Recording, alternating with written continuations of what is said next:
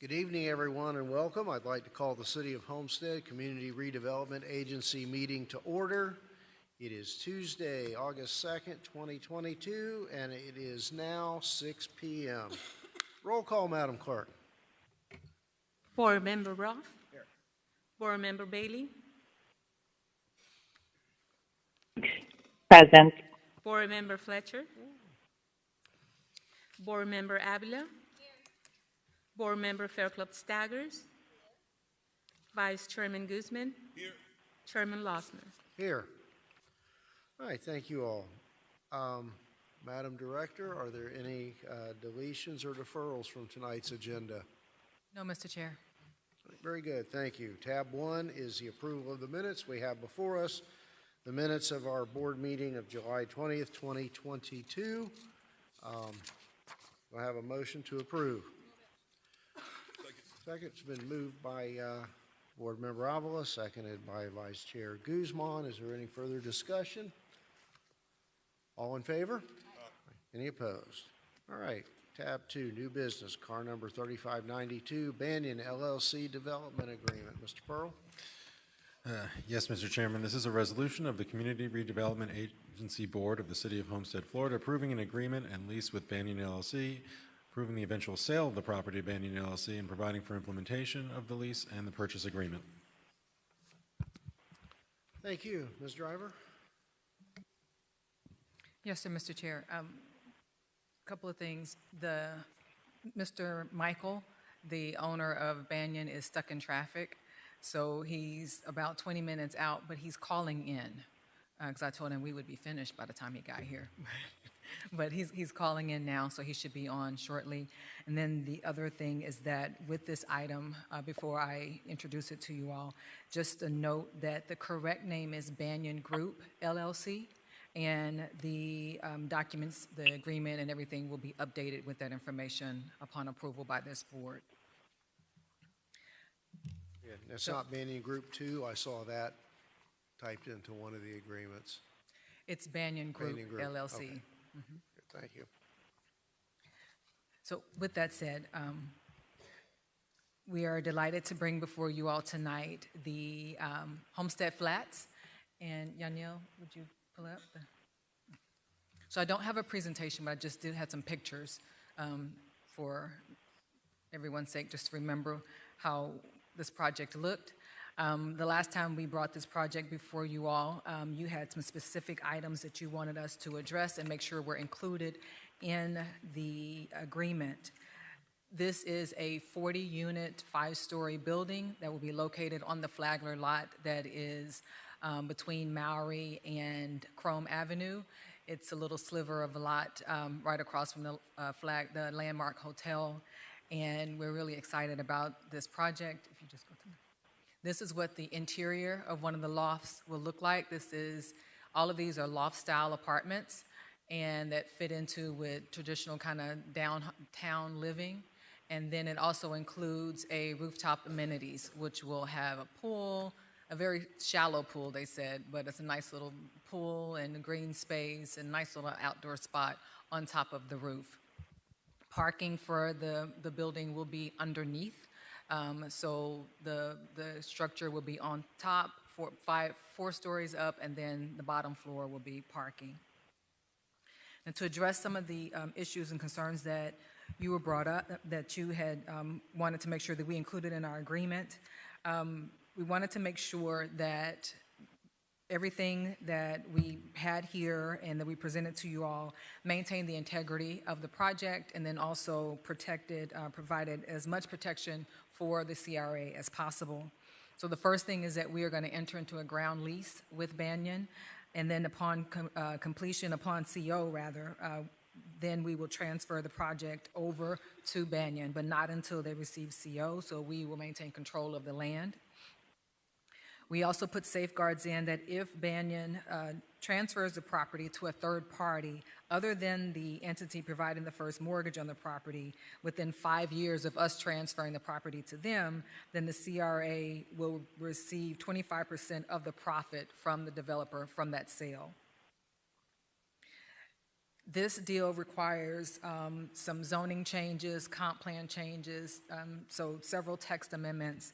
And Banyan will be responsible for the cost and fees associated with the applications for those services. We also included in the agreement that if the project development timelines are not met, then we can take back the property, or Banyan also has the option to purchase an extension. If for some reason they are delayed, things happen, but they can purchase, or the agreement can be terminated. Lastly, well, not lastly, the next item that we included was this particular project will have its own district. So the changes that will be made to the text amendments will be specific to this property and this property alone.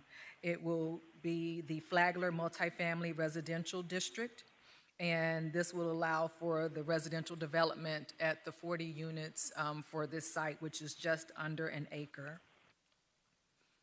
The last thing I want to point out is the value, the potential value of this project to the CRA, to the City of Homestead, and to downtown.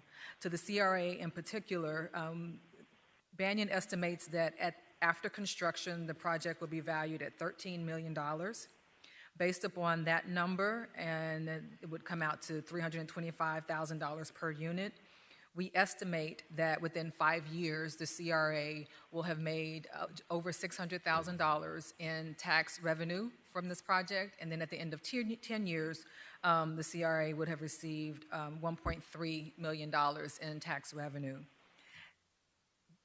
In addition to that, the downtown will definitely benefit from this project. When we talk with potential investors, whether it's restaurant, retail, or any other investors, particularly the service industries, the first thing they ask is, do you have residential down here in downtown? And of course, our answer right now is no, but coming. And they want to make sure that they have the traffic, the foot traffic, and the folk living in the area to be able to support their services. So this is going to be a great way to attract new businesses to the area. We think some of the challenges or the reservations some have had with bringing new business into the downtown, this will be a good stepping stone into moving that forward. It will also create a full-time property management job. It will stimulate additional commercial and residential development. Once we get the first one in, we believe that others will come. And this project is a little tricky because, as you all know, the lot size is odd. It's contaminated with arsenic, and it is a first for our downtown residential development. So Banyan has agreed to take this on. We've been in this process with them for a number of years, and they're still here. They believed in our downtown before Homestead Station even was under construction. So they are serious. They want to be long-time partners and investors in the city, and they have been working in development since the early 80s. They own, manage, operate all of their properties, and that is their intent with this property as well. They don't intend on selling it. They want to stick with their model. All of their properties that they have invested in, whether it was purchased or built, they still own and operate, with the exception of one that they sold a couple of years ago, I think. But they have been pretty consistent with their model of building and managing their property. So we've done our best to make an ironclad agreement that is going to be in the best interest of the city and also, good, positive for the developer.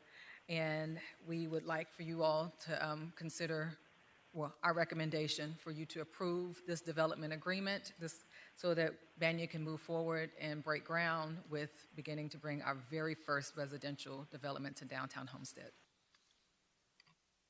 Thank you, Ms. Driver, and I will ask the board for any initial questions or comments they may have. Mr. Vice Chair. Thank you, Mr. Chair. Ms. Driver, I want to thank you and your team. I want to thank staff for bringing this item forward. It is the type of development that I have been waiting to see in the downtown area. I love the way it looks. I think it goes nicely with the new student center that Miami-Dade College is building right behind us. I think it's a great addition to our city, and this is the type of development that I'd like to continue to see throughout, our downtown and into the southwest area. I do have a few questions. What first jumped out at me was the $10, the $10 lease and the $10 sale. Is that due to the mitigation that they are going to incur on that property? That's due to the size of the lot and not other, we haven't had any other investors that were willing to take it on and build something nice there. That's due to the fact that it is contaminated. That's also due to the fact that the developer is taking a big gamble being the first one to put residential in downtown. Okay, great. I also noticed that in the mitigation of that brownfield, there's an escrow deposit of $230,000, but in the Langfield, the consultant estimate, Langen, it had somewhere around $500,000. I didn't quite understand the difference between the two numbers. Yeah, the 500,000, so of that 500,000, about 230,000 of that are costs, well, maybe a little bit less than that, are costs that the developer would incur anyway. So we backed that out and said, you're gonna do this anyway, if like removing the infill. That's part of construction. So they should cover that and be responsible for that. So that's where that difference is. Okay, so it will be 500,000? It'll be 500,000. That's the estimate, that it'll be about 500,000. So if it's 500,000, the 230,000 is escrow that they can draw down from in order to clean the land up. The rest of that 270,000 is what would be regular development costs that they would incur anyhow. Okay, now I understand. Also, I had a question about the 50-year ground lease when we take into consideration the amount of time after they get a CO. It says 18 months. So I think 50 years is a pretty long time and it's kind of exaggerated. I didn't quite understand the logic behind 50 years. It's exaggerated. So they'll be finished in 18, well, not 18 months, probably maybe 3 years from the time that we make this approval and they clean it up. Their construction time is 18 months. At that point, they'll get CO, and then we'll turn the property over to them. It was legal's advice to put the 50-year lease in there. The reason is pretty straightforward. They have to finance their construction.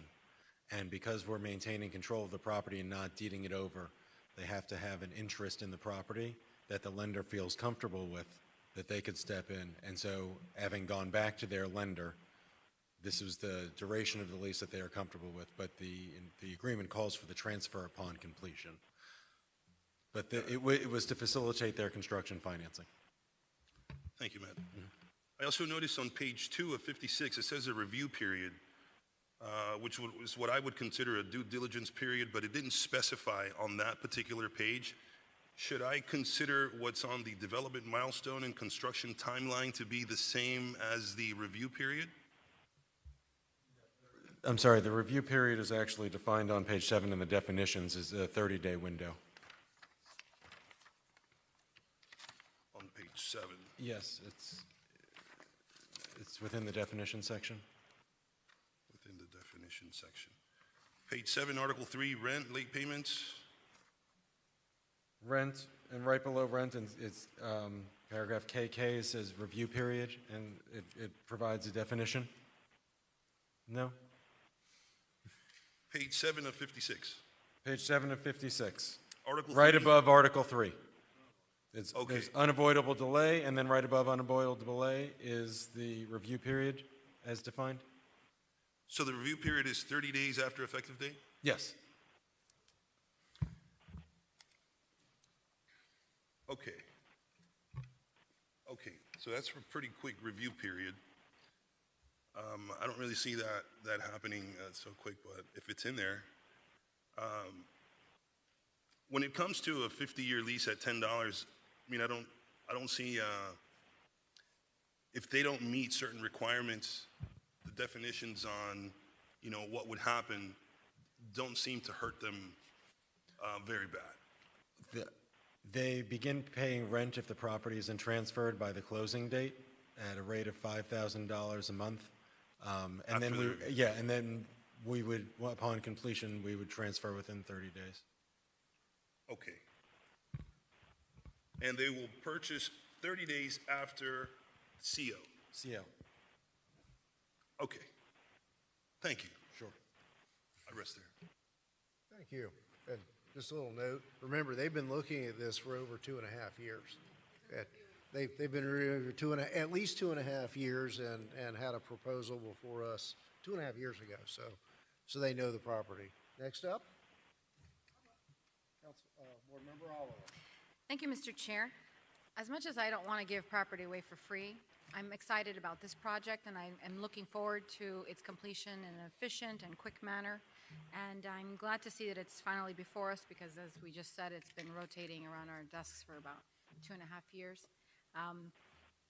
And it's got a rooftop. Yep. Right? So that it won't be the only rooftop in downtown for too long, hopefully. So this has my full support. I'm okay with the terms of the agreement, it being the first, and them coming along as a partner, and the irregularities of this particular property and the mitigation that's required, all those factors and more. But thank you to our CRA director for keeping them entertained and interested all this while, so thank you. Thank you. Any further comments from the board? I've got one. Vice Chair. I noticed there's a typo on the purchase agreement under additional terms. Number 2 has, it should say taxes, but it says the word takes.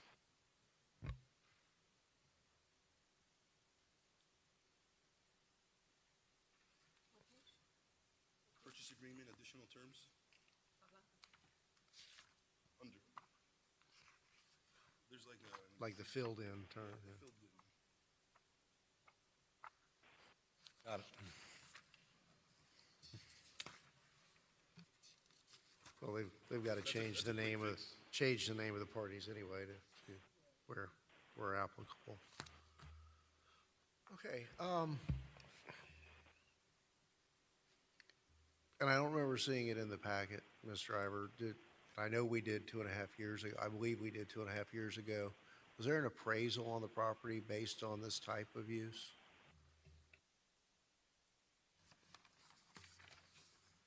Yes, it appraised at $405,000.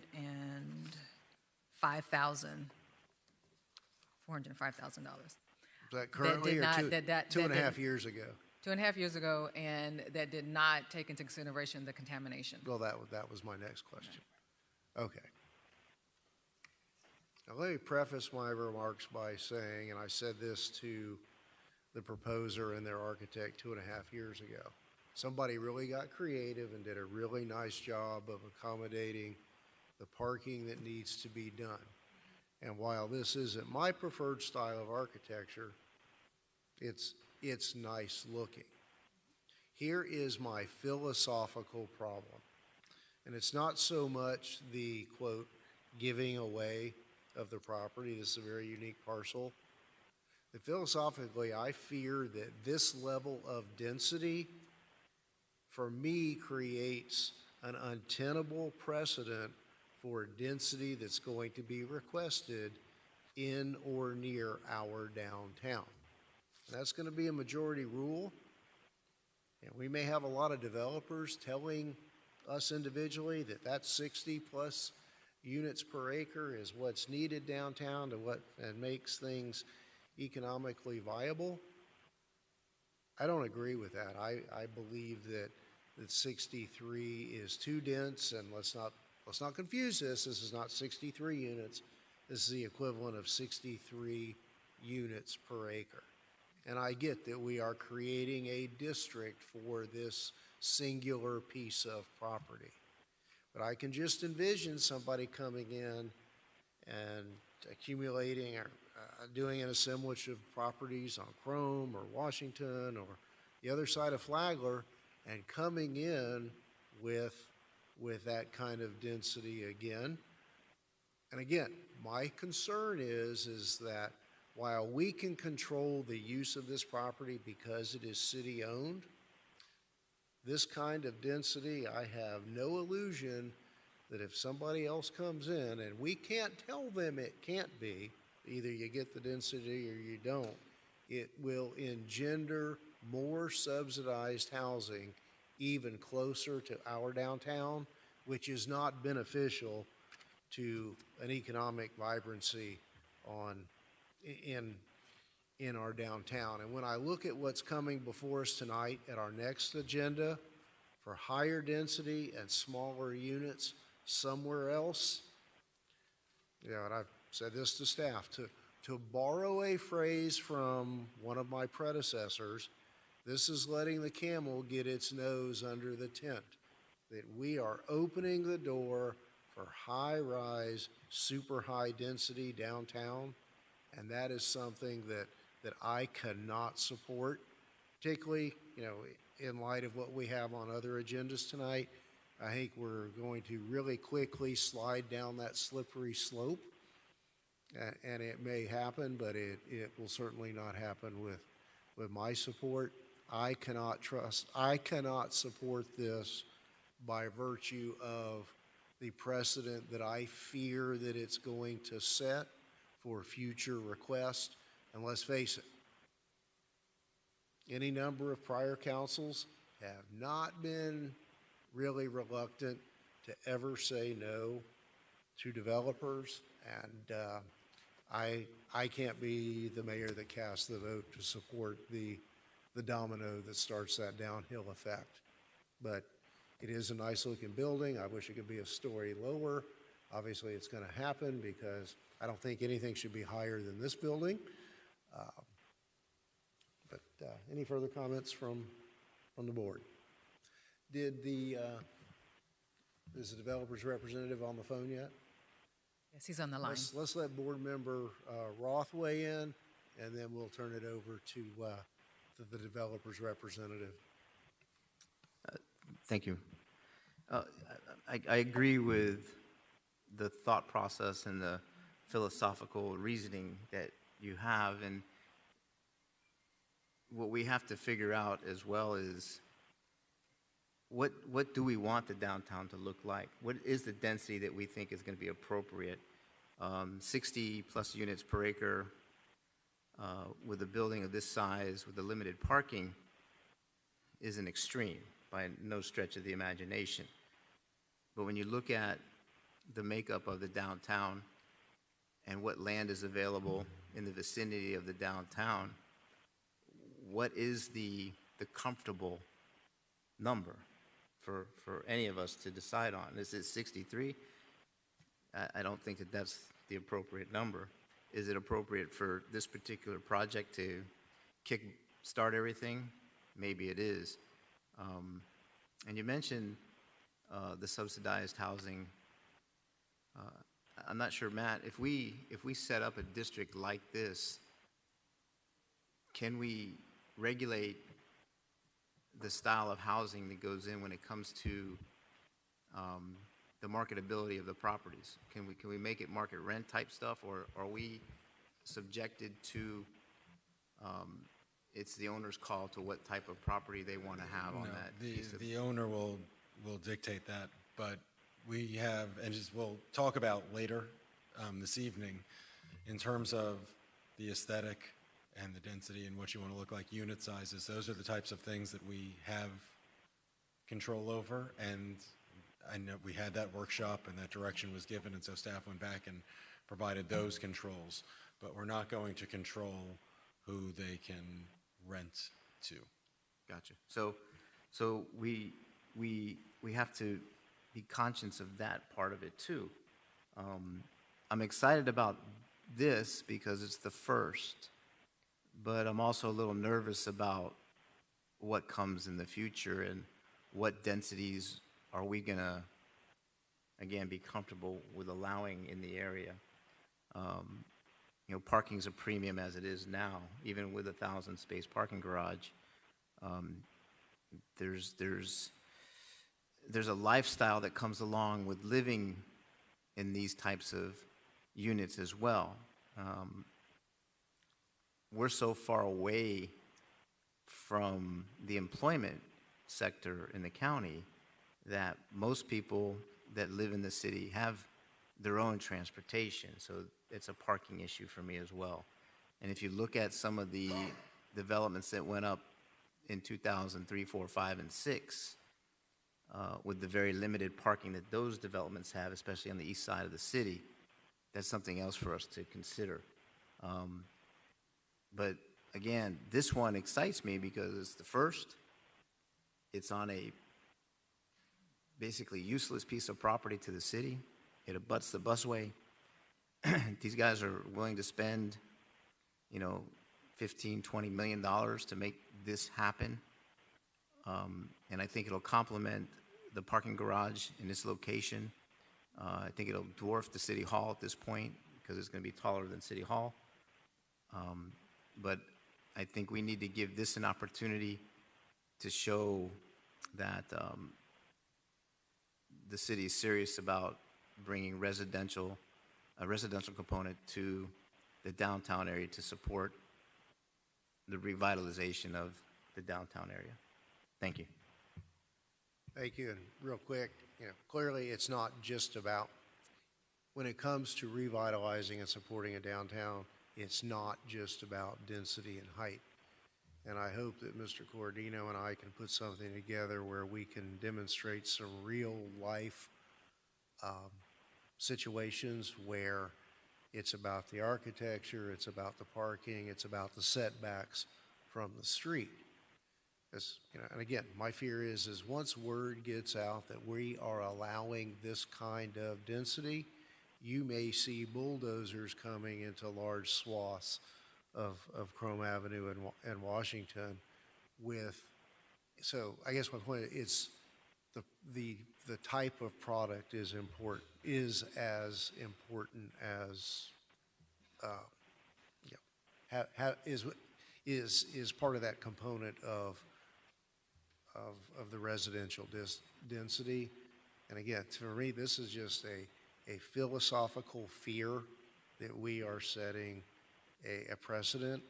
I totally get, and I agree, this is a very, very unique piece of property. You said something about he's going to spend $15 to $20 million on this. Well, I hope not, because their projections show that at completion it's only going to be worth 13. So I hope that it doesn't spiral that far out of control. But thank you, Board Member Roth. Appreciate those comments. Vice Chair. Thank you, Mr. Chair. At some point, I think we have to start thinking, if we don't do anything and we keep Homestead exactly how it is, then we're never going to see any change. I commend the East Side for all of the great developments that they have going over there. I see the East Side creating their own downtown, and it's starting to thrive over there. So a lot of capital is attracted to the East Side because demographics look better, the aesthetics look better, the roads look better. You see people walking their dogs, you see people jogging a lot more on the East Side than you do on the West Side. So if we don't start to allow on a case-by-case basis, we're never going to see the demographics change in this area, and we're never going to attract more capital. So I think this is a good first step in the right direction. And one question I did have for Ms. Driver is, I see the parking, it says one space for each unit plus required visitor spaces. Since we don't have an exact, full floor plan, where would those visitor spaces be? There's some spots at the end of the building. So right now it would be on the north end where Maori is. So there'll be some visitor parking there, if I'm not getting my directions wrong. So the people who are going to live, the 40 units, all of their parking is going to be underneath the building? That's correct. Okay. And then remember, we have that wonderful parking garage right there nearby that guests can park at. Okay. Thank you. So yeah, I think we have to kind of find that happy medium that we are cohesively agreeing with as a group what we think our density is, because honestly, I don't really understand what we want as density and what the fears are when it comes to density, because I think density helps grow cities, and sometimes people do want to live in an urban setting. Sometimes people are working from home. There are studies that are showing a lot of people are starting to work from home now. Going back to your question about, people trying to get up to Miami to work, a lot of stuff is happening from home. So we want to give options to people that are migrating to Homestead. And every time people migrate to the west part of Homestead, we lose them the minute they get here because there isn't an option for them to want to live on this side. So everybody goes over to the east side, which I'm very proud of the east side too, because it's still obviously our city as a whole.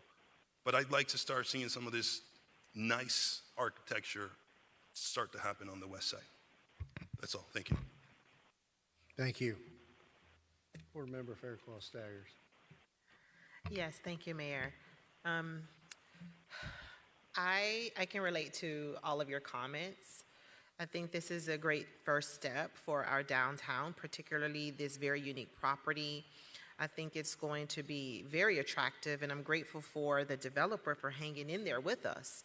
Interestingly enough, last week I was wondering, did they leave us? Are they coming back? And I saw it back on the agenda. So I'm grateful that they're investing in our downtown. When Councilman Roth asks, what do we want our downtown to look like? What do we want that to become? And I've been having conversations ad nauseum with staff about what we're going to do to strengthen the economic vitality of the downtown. But there has to be a happy medium. There has to be some density down there. We want the restaurants to come, and we want the residents to be walking about like on the east side. But I'm just concerned about what that will look like. I don't want those bulldozers to start coming in, Mayor. So for me, this is going to be on a case-by-case basis. Don't start popping the champagne if this passes tonight, because every application that comes before us is going to be on a case-by-case basis, because I don't want to open up the floodgates in the downtown. There has to be a balance, but to your point, Vice Chairman, we have to do something if we want our downtown to be viable. So case-by-case basis for me. Thank you. All right, so we have the developer's rep on the phone.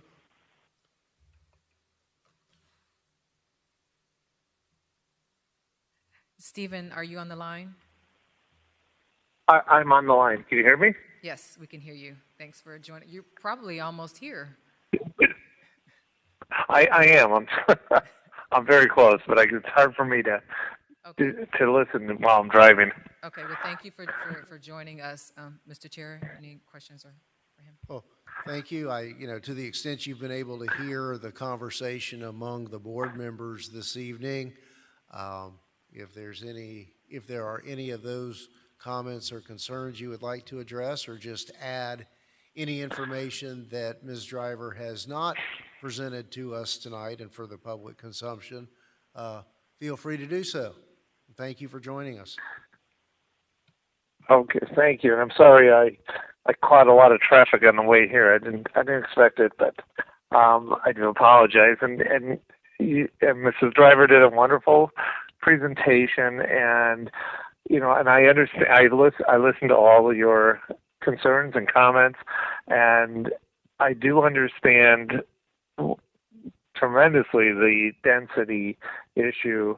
In over time, I can only tell you that in 20 years of developing in a town that I think has a similar feel as a similar downtown feel. The beginning of the downtown density had to be a little bit more aggressive to attract people. We're trying to find this project as a first project in this downtown district that we believe in, and we do find it's a very odd spot. It's difficult, the size, the shape, and just building a development that has enough units that makes the economy of scale really sensible to manage. But we do understand the higher density is not something that you want over time, and a lot of towns similar, these a high street downtown district would not want over time.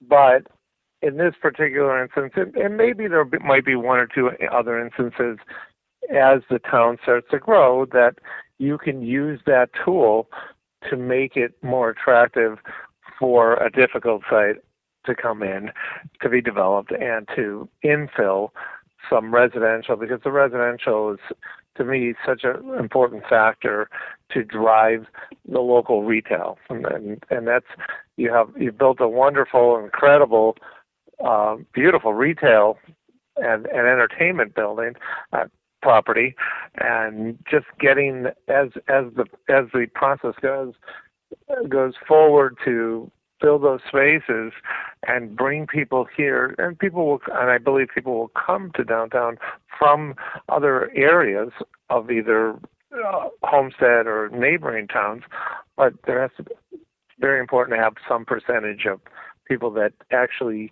live and play in the same town. And you do have transportation that's being built that will help create an avenue for young professionals to be able to live in Homestead and maybe work in a more of a larger labor pool. But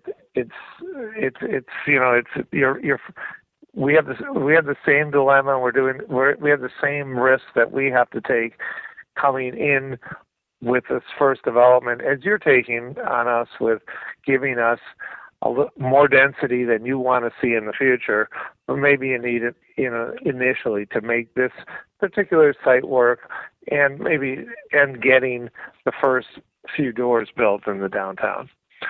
But I understand all of your comments, and I appreciate them, and I definitely, I feel for the balance that you're trying to achieve. I don't know, John, I think, John, you're on the phone. You might have. Mr. Chair, John Zerdy is the architect. Good evening. Yes, I'm on the line here too. As everybody's been aware of the time it's taken, but we looked at this as a extremely unique, proportioned site. Very, very long and narrow, and to try to get the right size to fit in the number of units as they have to work with the living units design as they superimpose themselves over a structural base that also fits so that you can park underneath and drive and flow through. It was quite a challenge, but I also appreciate all your comments. And the image and style of any building is always subjective and up, but we felt that if this is an expression here on this particular site for this type of loft living, and we really hope that you continue some support there. And we've been working with Steve on numerous other projects, so we're well tuned into his parameters as well. And I hope you all support this evening. Thank you. Appreciate that. And that triggers a question that I had that's here in my notes somewhere. Could you talk about what you mean when you say loft-style apartments, and what the bedroom mix of this project will be, and the size ranges for the units? And well, these are all two bedroom, 2-bath units, and so it gives you flexibility for all different types of potential tenants that would come in there. A loft style is that you have a little extra height in the size, because it's so compact. You get relief in the size of the units vertically, which is, you don't get that feeling in the 8-foot or 8-foot ceiling, which is pretty common and typical. So with this is a little more vertical in the way that it was designed. So we think that people would enjoy the openness of it, and it's got a fairly good amount of glazing and some outdoor space as well. I think the views from this would also be really very spectacular as well. So that kind of gives you a feel for what we would call a loft. It's a little bit of an extra height in the space because of the compactness of the units. And it's also designed to attract a certain demographic as well, and an urban feel. Having the open loft style is more a little more attractive to a younger professional demographic, and we've thought coming into this first project in the downtown district that it would be something that we can market that's different than a lot of the typical merchant buildings that are built for multifamily, especially in South Florida. And the square footage range for these, are they all the same size, or does it vary in unit size? I understand they're all two-bedroom. They're all about 875 square feet each, yes. I'm sorry, we didn't catch that, the size.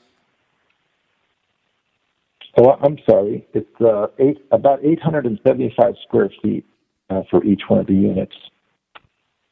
And they're all the same just because of the regularity to the work with the structure that has to fit within the, like I was mentioning, the parking circulation and the way that cars maneuver and park versus extending the column and structure up so that it works with the residential, the units themselves.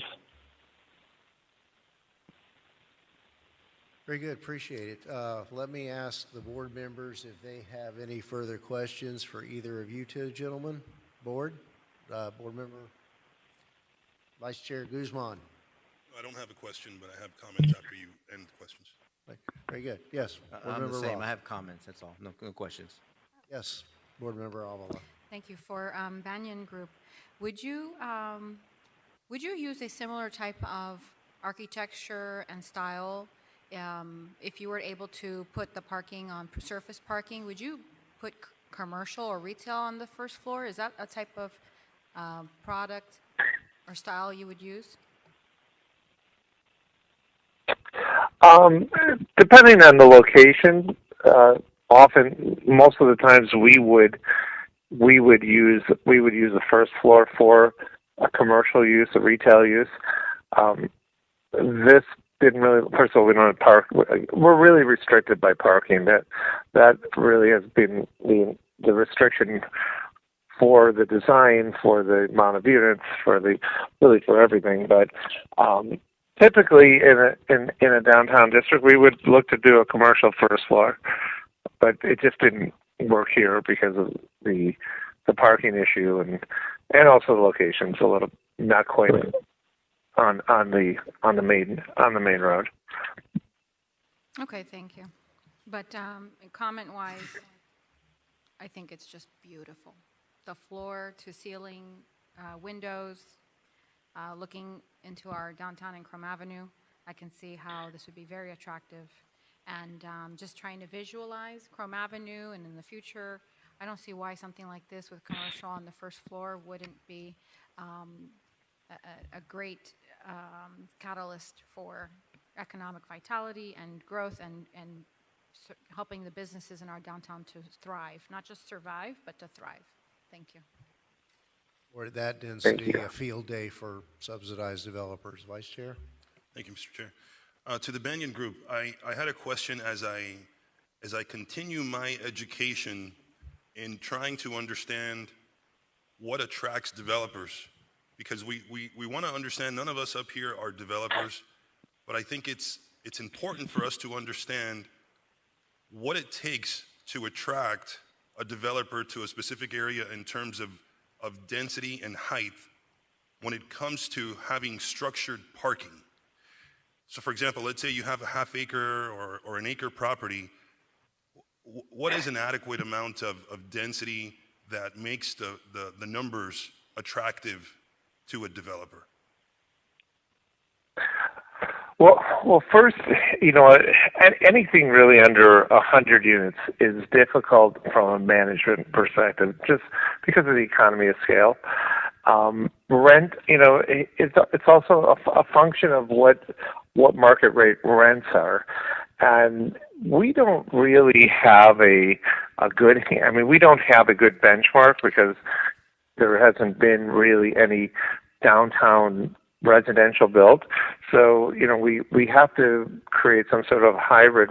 We hope, that we hope we're off, and possibly we can attract a little higher market rate rent for the downtown, or the next project will, because that really drives the feasibility of the site quite a bit, and having a set of comps that would give a typical developer and a lender some assurance that we believe we can at least attract this kind of revenue once we build the building.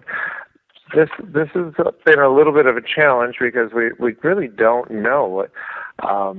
We're piecing together a rate that we believe we could achieve, and we're also designing a building that we think is attractive enough and unique enough in this downtown to attract people to come here and pay a market rate rent that is close to what Homestead, a new Homestead multifamily development would get.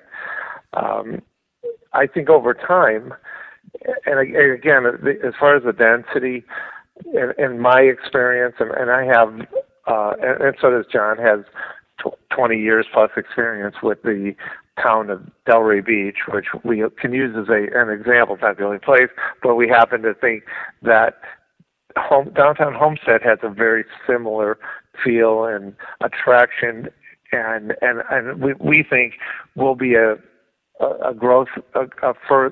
future growth pattern for downtown, because the east side of Homestead is pretty, it's beautiful, but the east side there's no downtown district like this. This is a wonderful high street downtown walkable district that I think over time will really attract businesses, and people will want to, as businesses come here, as restaurants come here, as entertainment comes here, people want to live near that, walkable to that entertainment district, and that's what we're looking. That's what we're betting on over time, and that's what we think Homestead. We believe that it needs a little bit. There has to be. When you say other developers will see that we're coming in here and they're going to maybe make some ask for more density or some relief, then maybe on a case by case basis you might think it's beneficial from time to time, but you always have that choice. When we saw in the beginning, 15, 20 years ago, when Delray had its first major residential building, which was 2 stories higher than the allowable height, and it was about 98 units per acre, when the current zoning hasn't changed and was the same then. It was 30 units per acre, and it was a very controversial thing, but what it did do, it did jumpstart other developers to come into the market, and every time a new development came in, it was the conditional use that was granted was lower and lower and lower, and today it would be virtually impossible to get any more than 30 units per acre because they're at a point where they don't need to.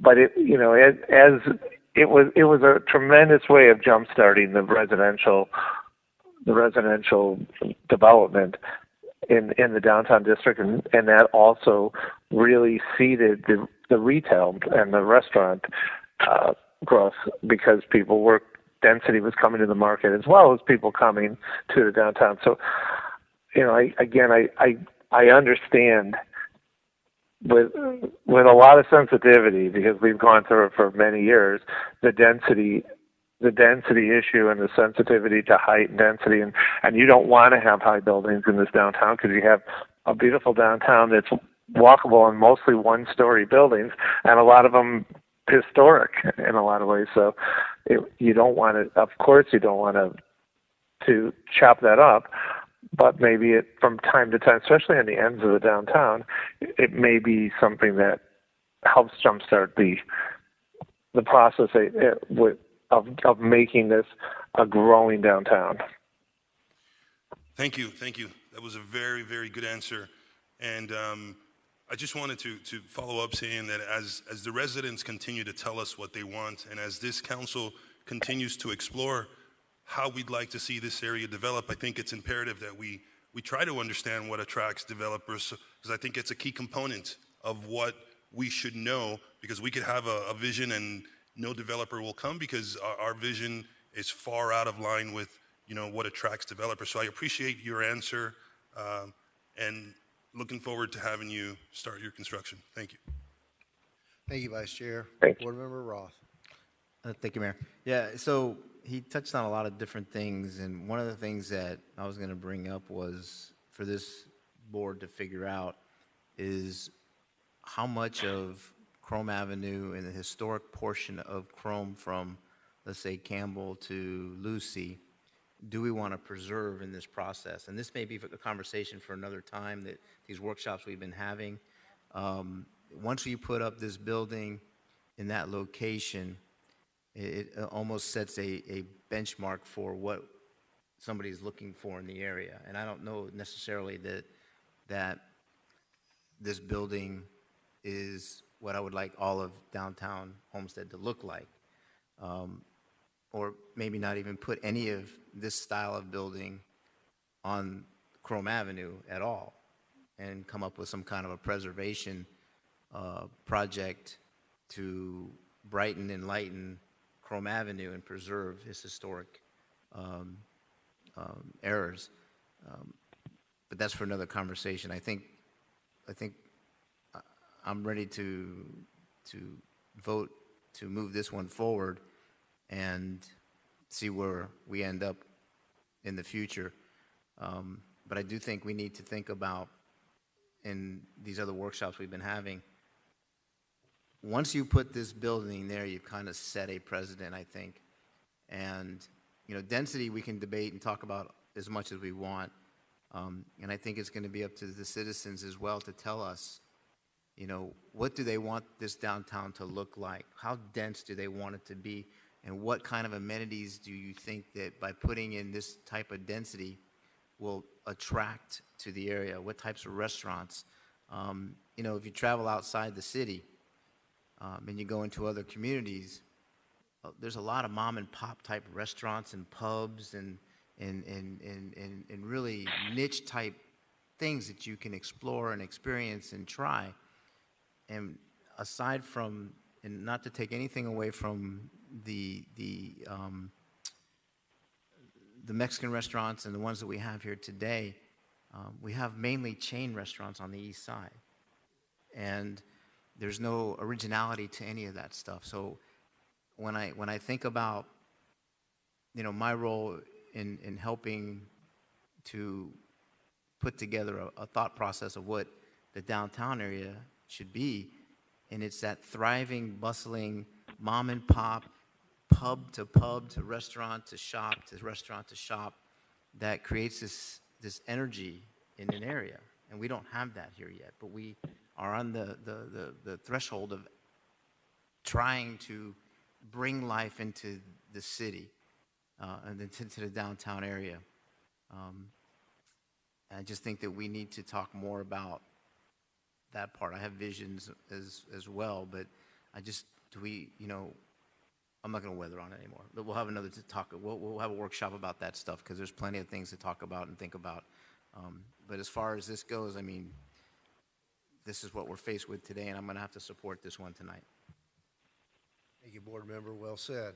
Vice Chair. Thank you, Chair. Mr. Chair, I wanted to ask our city manager, I do know that as we continue to explore this whole thing of what we want to see, I think if we get better visualization technology, if we start to see things in 3D, if we start to have mapping data, if we start to have simulation, which the technology's out there. I know there are programs out there, one specifically called Gridix. Gridix, it's a government solution that Coral Gables, Miami Beach, North Miami, what they do is they put your current code in this 3D mapping so that you can visually see exactly what it would look like in the future, instead of just having these still maps when we're doing our workshops. It's kind of hard. It's kind of hard in today's day and age, and I think that we should explore having those types of technologies, because it'll make it a lot easier for us. So is that something we could look into, bring back, and see? Because I'd like to have that before our next workshop.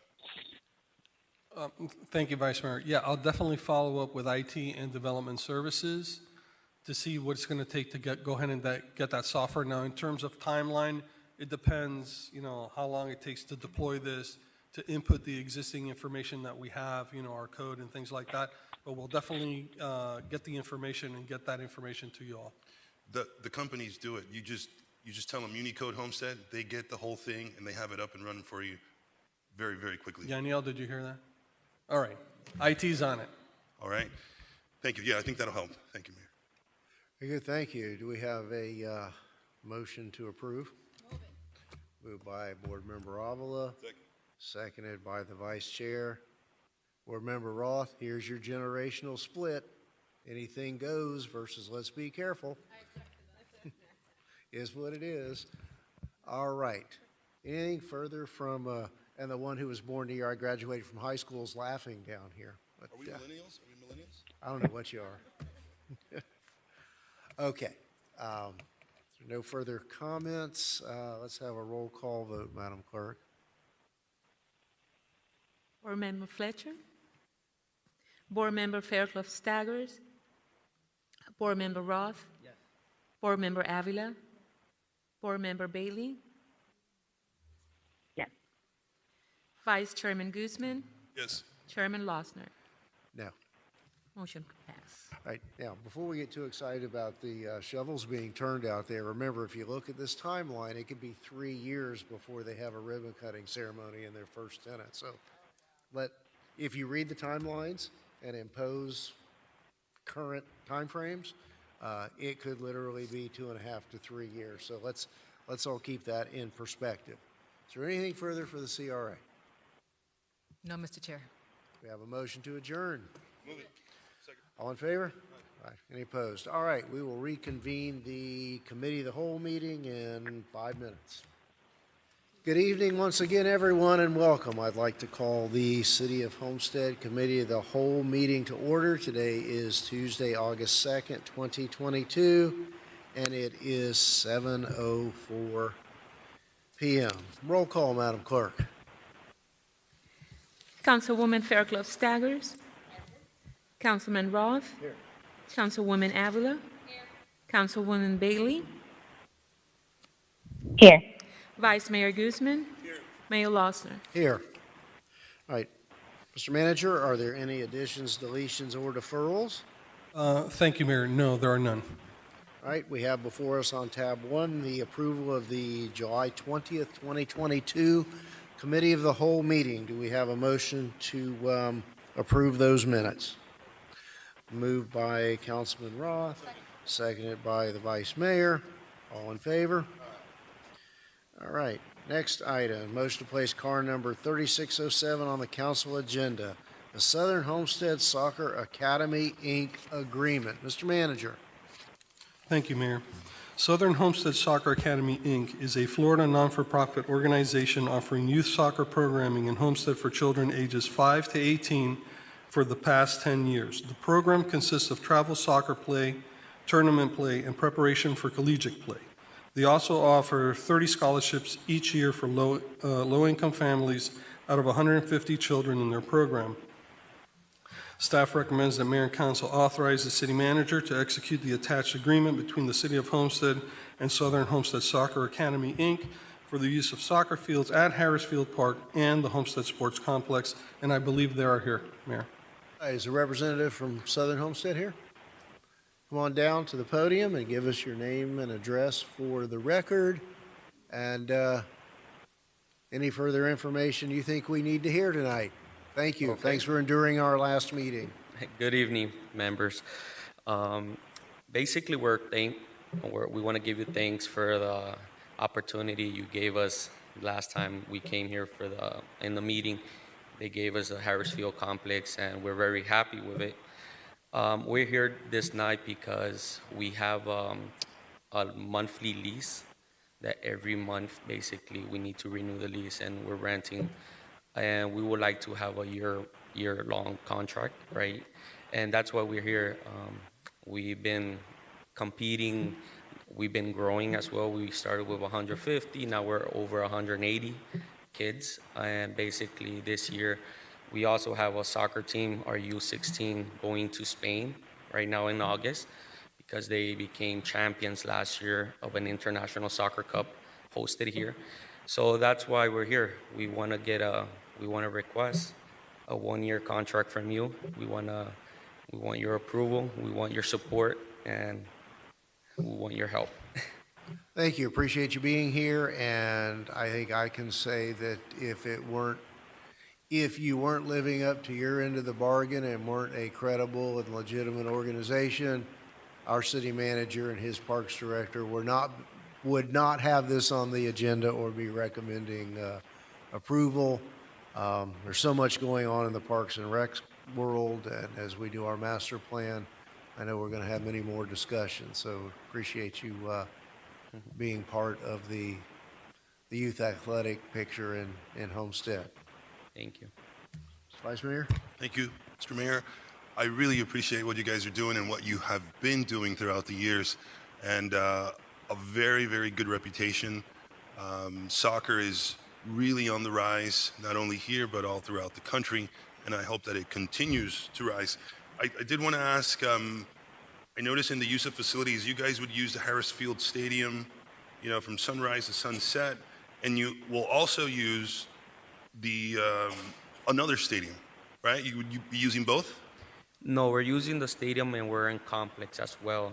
We have for the weekend games at this moment. So at this moment, or what you're proposing is to continue to utilize both fields? Sorry, Vice Mayor, I didn't hear the question when you said it. What I'm reading in the packet is Harris Field Stadium. Is that the big stadium where the Homestead Broncos play? Yes. It's the high school Broncos. Okay. Are they going to continue to use the other field over by? I believe so, as well. So do you typically provide staff a schedule of when you're going to be utilizing, or does it fluctuate based on weather and other factors? No, we have a schedule from Monday through Thursday, basically starting from 5 up to 9 o'clock with different hours for the kids. Okay, great. And the majority of the kids are from Homestead, but some of them that are not from Homestead pay a $10 fee. Is that the way it works? What you mean a $10 fee? For the Vice non-residents of Homestead. Mayor. Sorry, Alex is gonna step in and answer. Sorry. All right, guys. Hey, Alex. So how you doing? So the reason we found a location for them to practice, which is Harris Field, it's not large enough for them to play games. So they play their games over at the sports complex. They do not pay the $10 non-resident fee yet because they're not contracted yet. So they're just renting as a normal renter. But if accepted tonight, then they will be paying a $10 non-resident fee as all the other leagues do. Okay. You understand how that works? So it's just a one-time fee, not a per game, correct? It is. It is at the end of each season. So he gives me the rosters at the end of the season. We charge them for field lighting, field marking, and then non-resident fees. So. Got it. So the games would not be at Harris Field Stadium. That would be practice. The games would be at the sports complex. Yes, that's what we have now, basically. Okay, and those, do you typically practice during the week, on the weekends? It's all in the week, Monday through Thursday. Okay. No further questions, Your Honor. Councilwoman Avila. Thank you. So now you'll be able to have your signage and advertising year-round, right? The banners up and everything? Okay, I'm so happy to see that you have contracts before us today. You have been persistent. You have not given up. You have challenged the rules, and you are prevailing because you have support from so many of us up here. All of us are supporting you. So thank you for what you're doing for our community and for the kids and bringing awesome talent and lifting them up to more opportunities. I do have a question with regards to the Steelers. Don't they use that field for football? Correct. So the Steelers and high school football have preference. He's aware. We've spoken about this before. So if a high school football game does come into effect, he'll alter his practices around those games. But the Steelers are usually Fridays. He doesn't practice Fridays, and high school football depends on when it is. It's usually from 3:30 to 5 for JV, and then 7 to 9. So whenever football season starts around school year till the end of the year, which is November-ish, they'll work around it. Thank you so much. You're awesome. Thank You're doing a great job juggling everybody. I'm glad to hear nobody's being displaced and that everybody's playing in the sandbox nicely together. So thank you very much. Congrats. Thank you. Anything further? Councilwoman Fairclough-Staggers. Thank you, Mayor. I was so excited when I saw this on this agenda because you've been coming before us as long as I've been up here. And the work that you do with the young people in this community, you definitely add value to our community. And I'm so grateful and thankful for your steadfastness and your perseverance and not giving up. And that is why we're here tonight. You have a potential contract that I'm sure most of us will support. Continue to do the great work in our community and keep providing those enriched opportunities for all the young men and girls. Do you have girls? Do you have girls? Yes, we're girls. this year girls team. Absolutely, in your club. So congratulations again. Thank you. Thank you. Do we have a motion to approve? We have a second. Second. All right, we have a motion and a second to approve. Is there any further discussion on this matter? All in favor? Aye. Any opposed? Congratulations. Thank you. All right. The next item is tab 3, motion to place car number 3608 on the council agenda, Illumide Volleyball LLC agreement. Mr. Manager? Thank you, Mayor. Lumide Volleyball LLC is a Florida limited liability company offering youth and adult volleyball programs. The programs consist of skills improvement, travel league play, and tournament play. Lumide Volleyball began using the gymnasium in Harrisfield with 50 children, and they now have over 150 children registered. All of their coaches are trained, paid staff of Lumide, and they offer scholarship and payment assistance for low-income families. Staff recommends that Mayor and Council authorize the City Manager to execute the attached agreement between the City of Homestead and Lumide Volleyball LLC for the use of the gymnasium at Harrisfield Park, and I believe they are here as well.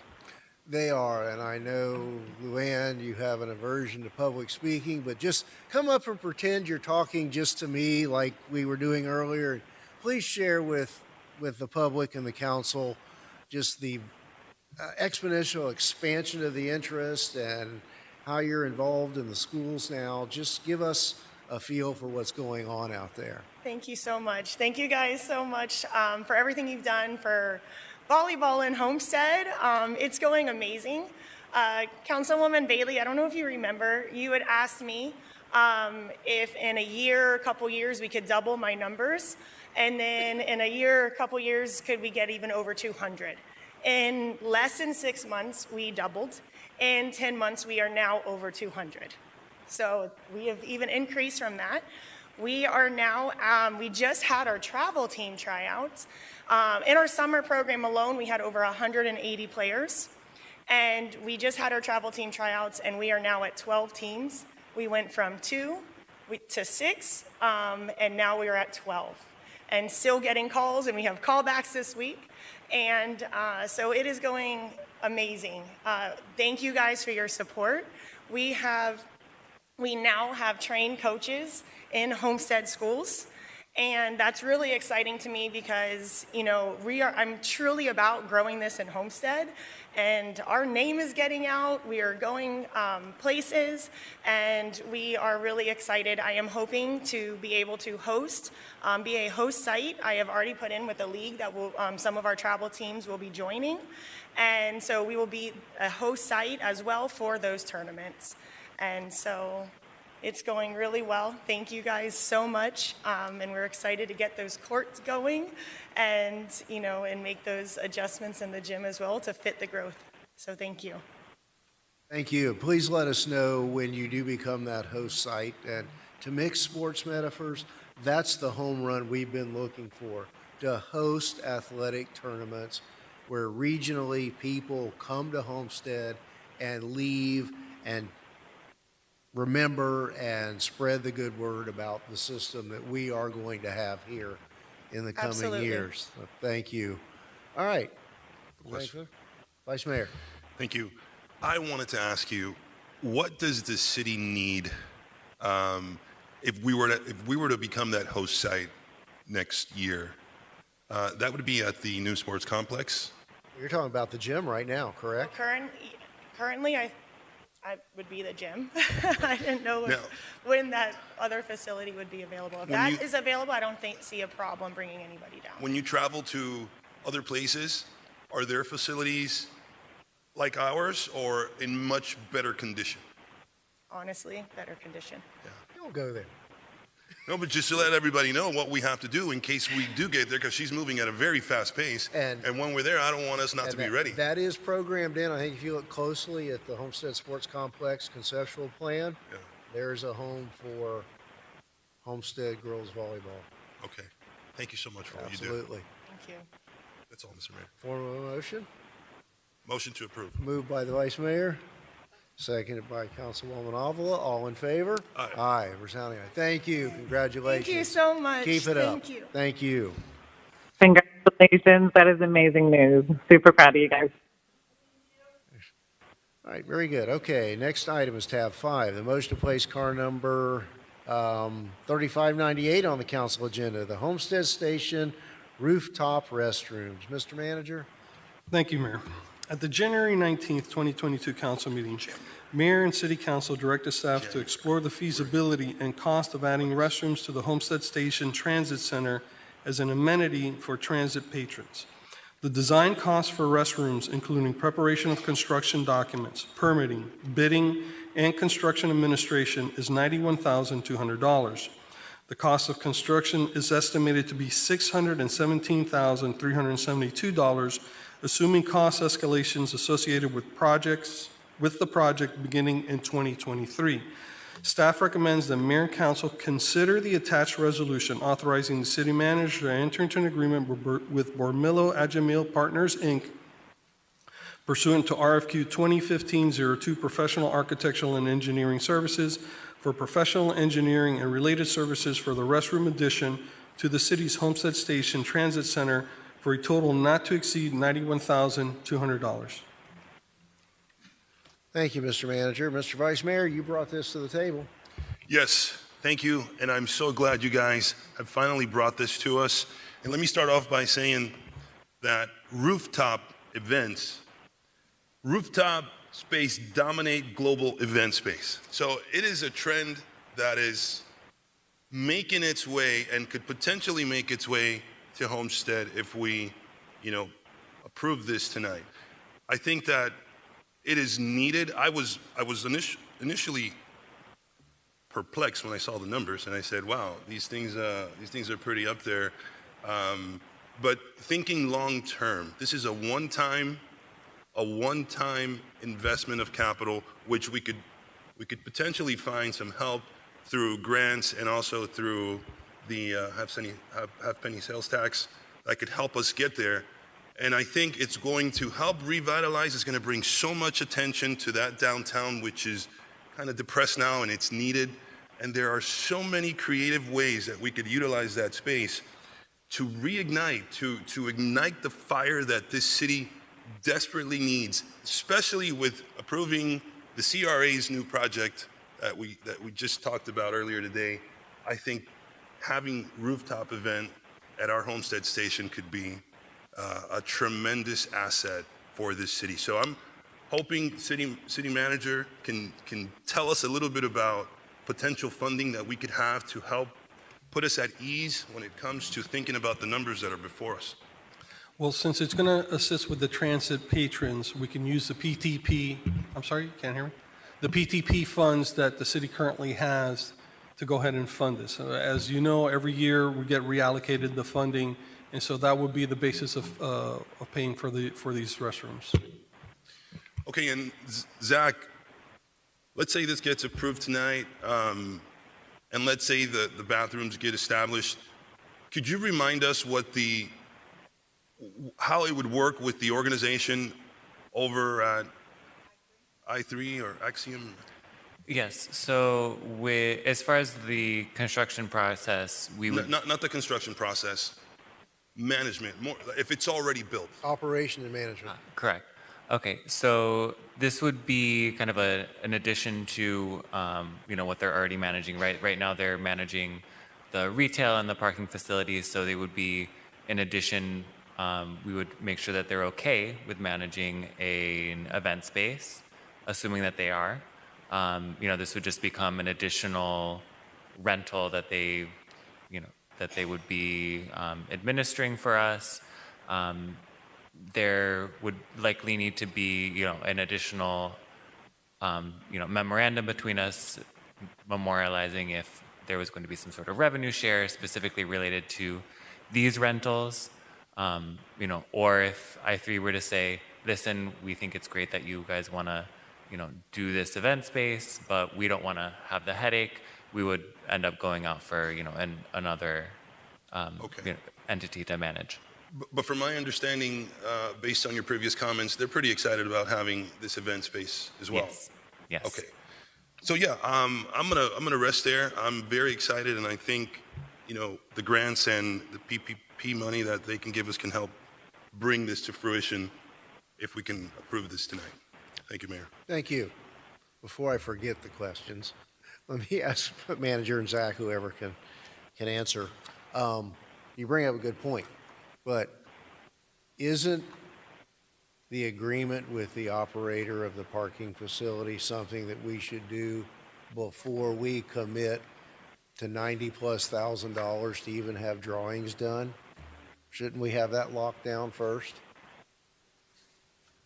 Yeah, Mayor, that's an excellent point. We could definitely we get council's approval, but before we issue a purchase order or anything of that nature, we'll reach out to I3 and the parking lot operator to ensure that there's no issues moving forward with the development of the bathrooms. Yeah, because I could even foresee the difficulty that the rates that could be charged for events may inhibit events, and I think we would need to have somewhat of a handle on that first.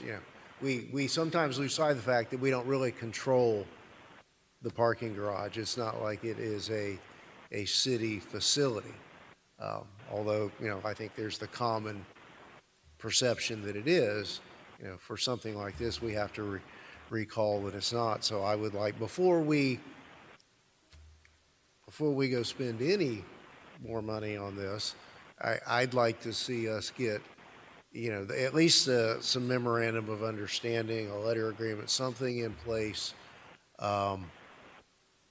locked down, or if you can't, bring that back to us, and if we're going to have to go out for other, somebody's got to clean them, somebody's got to secure them every day once they are there, and that does not happen for free. My second question is, if you could give us an example of what we currently utilize the PTP funds for. Do we have excess? Would we be ending a program? Would we be foregoing something that's funded now? Generally educate us as briefly as you can on that angle of that funding source. So for the PTP funds, that's used for a lot of different things. We use them for roadways, for the trolley program, for paying the revenue bond on Homestead Station, for sidewalk repairs, kind of really almost anything that's related to transit and transportation. The funding for the design is already available within the budget, within the professional services that we have allocated. The potential funding for the restrooms would be an appropriation of fund balance that we have been building up over the years. So there's not a project that we would be shelving for this, but there's money that you wouldn't be spending on a sidewalk or a street if one of those needs were to come up. So while we've needed intersection improvements on the city streets, you've been sandbagging that money that we're now going to build bathrooms with. That's a rhetorical question. You know about those. Okay, so just in general terms, how much of that what is the amount of the PTP that we have received over the last few years, at least on an annual basis?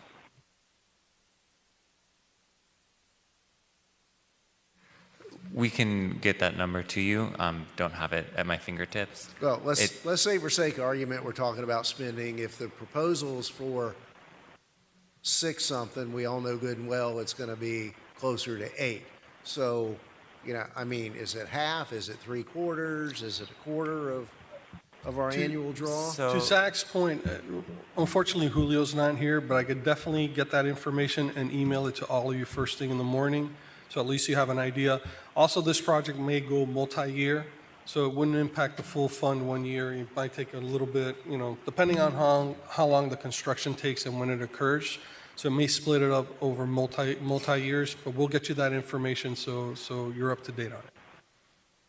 Appreciate that. Councilman Roth. Thank you, Mayor. Yeah, normally when we contemplate something like this, there's more details to this. And at this point, I don't know how many bathrooms are going to be built.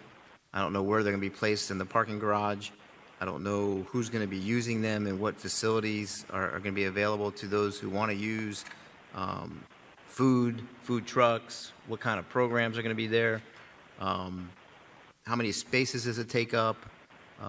There's a lot of questions, and the Vice Mayor had brought up all the cool technical three-dimensional drawings, and I don't see anything in here that even depicts anything that we're even thinking about building in there. So I think there's a few unanswered questions at this point. So Councilman, to your point, we're coming here just to get your approval if you guys want us to move forward. In terms of your question, remember, this won't get approved actually till the council meeting, so we can actually go ahead and provide that information to all of council prior to the council meeting. So when it comes on consent, if there's any issue at that point, you all could pull it off. If not, you guys can vote it through. So we'll get you all that information as well. So you'll be able to provide conceptual drawings, so the PTP funding and what's available there, how long it's going to take to pay for this, what other services are going to be needed up there, if we're going to have restaurants up there now, what's that going to take, do we have the ability to put food trucks up there? Last time I heard we didn't because of the height. So I don't know what catering positions are going to be, if it's just going to be a bar. I don't really know that much about what putting bathrooms up there is going to, you know, add to the city. You know, this is $750,000 that we're asking to invest in a parking garage on a roof. So I don't have enough information or details. If you're telling me in 2 to 3 weeks you can get us that information, then I'll go forward with it and see what it looks like then. But I just I'm excited about the idea, but I don't have enough details to say, you know, yes or no to this. If we get a second chance at it, then we get a second chance at it. So I'll leave it for that for now. And you've heard what my concerns were. Drawings, you know, is it the east side, the west side of the parking lot? You know, how many people are going to go up there? I have no idea what you guys are even talking about planning, except for putting bathrooms up there. So, thank you, Mayor. Thank you. Vice Mayor.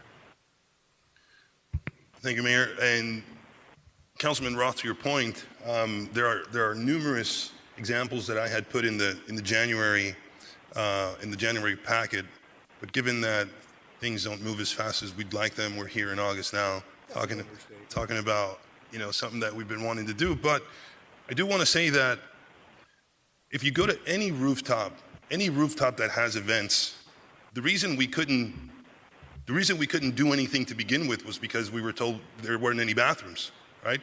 Then I said, okay, let's put porta potties in there. And staff said, well, we can't put porta potties because they don't fit through the garage. I said, let's lay them down. They said, we can't lay them down because the liquid will fall out. I said, let's crane them up there. We said, we can't do that because it's a liability issue. So we are tired of hearing no in this city, tired. So at some point, we have to start saying, hey, let's find a way. Let's find a way to do this because this is a trend. And if you go to any rooftop event, you're going to see that these event these event programmers, they bring everything they need. They bring uplighting, they bring bars, they bring chairs, they bring cabanas, they bring it all. And if we want to attract an Art Basel, if we want to attract, some of these really, really cool events that are happening, we want to attract these fashion shows. I don't know how a fashion show might be a bikini show because it's kind of hot, but I just want to say that there are lots of things that we can do, and it is a growing trend. I mean, you could look it up anywhere. It's going to say rooftops are going to pack the house, right? And if we want to start attracting any type of attraction down here, we got to stop having people just think it's a racetrack.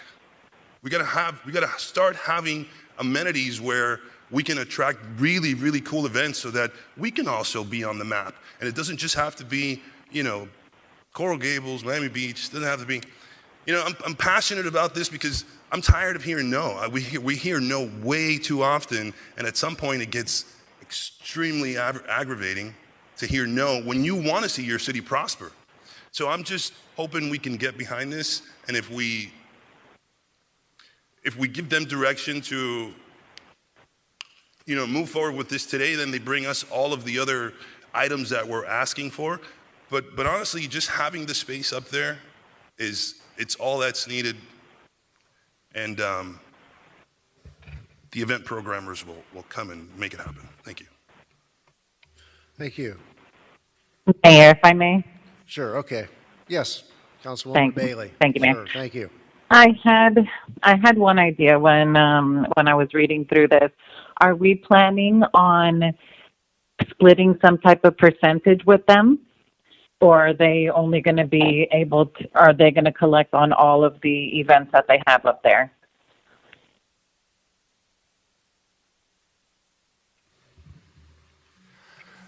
So that would be captured in the terms of the MOU that we've received direction to go out and negotiate. That may be covered under the existing revenue split under the agreement, or we may carve out something else for the events. But short answer, Okay, yes, we I would just like to thought get that money. would be an interesting way for us to be able to recapture some of it.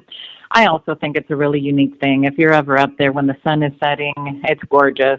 I've seen art galleries that's set up going up through the floors. Obviously, it's a really cool, unique opportunity for a car show. So I love the idea.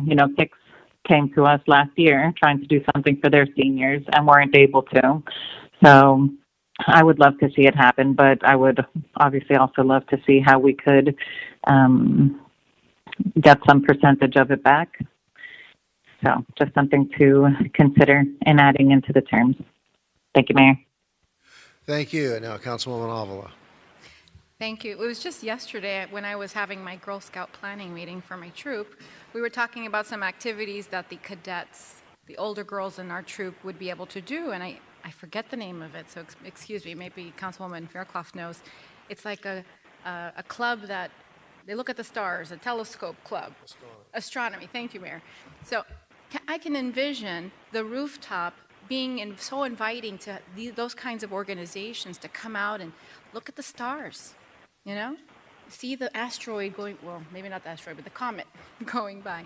So this is you got to look beyond the numbers that are on the paper. There's a way to recoup it. My support for this was already assuming we were going to make some money on the deal.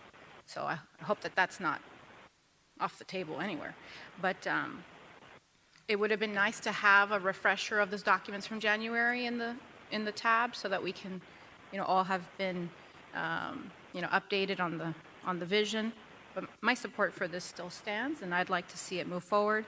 And I feel your pain, Vice Mayor, because I think it was over a year ago, I had an organization, a car club that wanted to do a meetup. They were told no. They just want to have a couple of cars. They were actually already starting to have a meetup, and they were told they had to leave because it wasn't zoned or the code didn't allow it. It's a public parking garage, and their cars parking on the top floor, and they weren't allowed to meet, I guess because there weren't the bathrooms. Well, for $600,000, I guess we'll have the bathrooms, but if there's a better way to catch this mouse, then tell us. But if this is the only option, then I will support it. Thank you. Thank you. Councilwoman Fairclough Staggers. Thank you. This is something I definitely support. Prior to Vice Mayor Guzman bringing this forward, I had mentioned this to staff because a former elected official mentioned it to me, saying we have to activate that space. You can have a countdown in downtown on the rooftop for New Year's Eve and really create a synergy in your downtown district. And I was advised that there are no restrooms up there. So I'm happy that you are bringing this ball forward or carrying it forward, because this is definitely trending. These experiences on rooftops in Doral and in Coral Gables is definitely trending, and I would love for this to manifest here in the city of Homestead.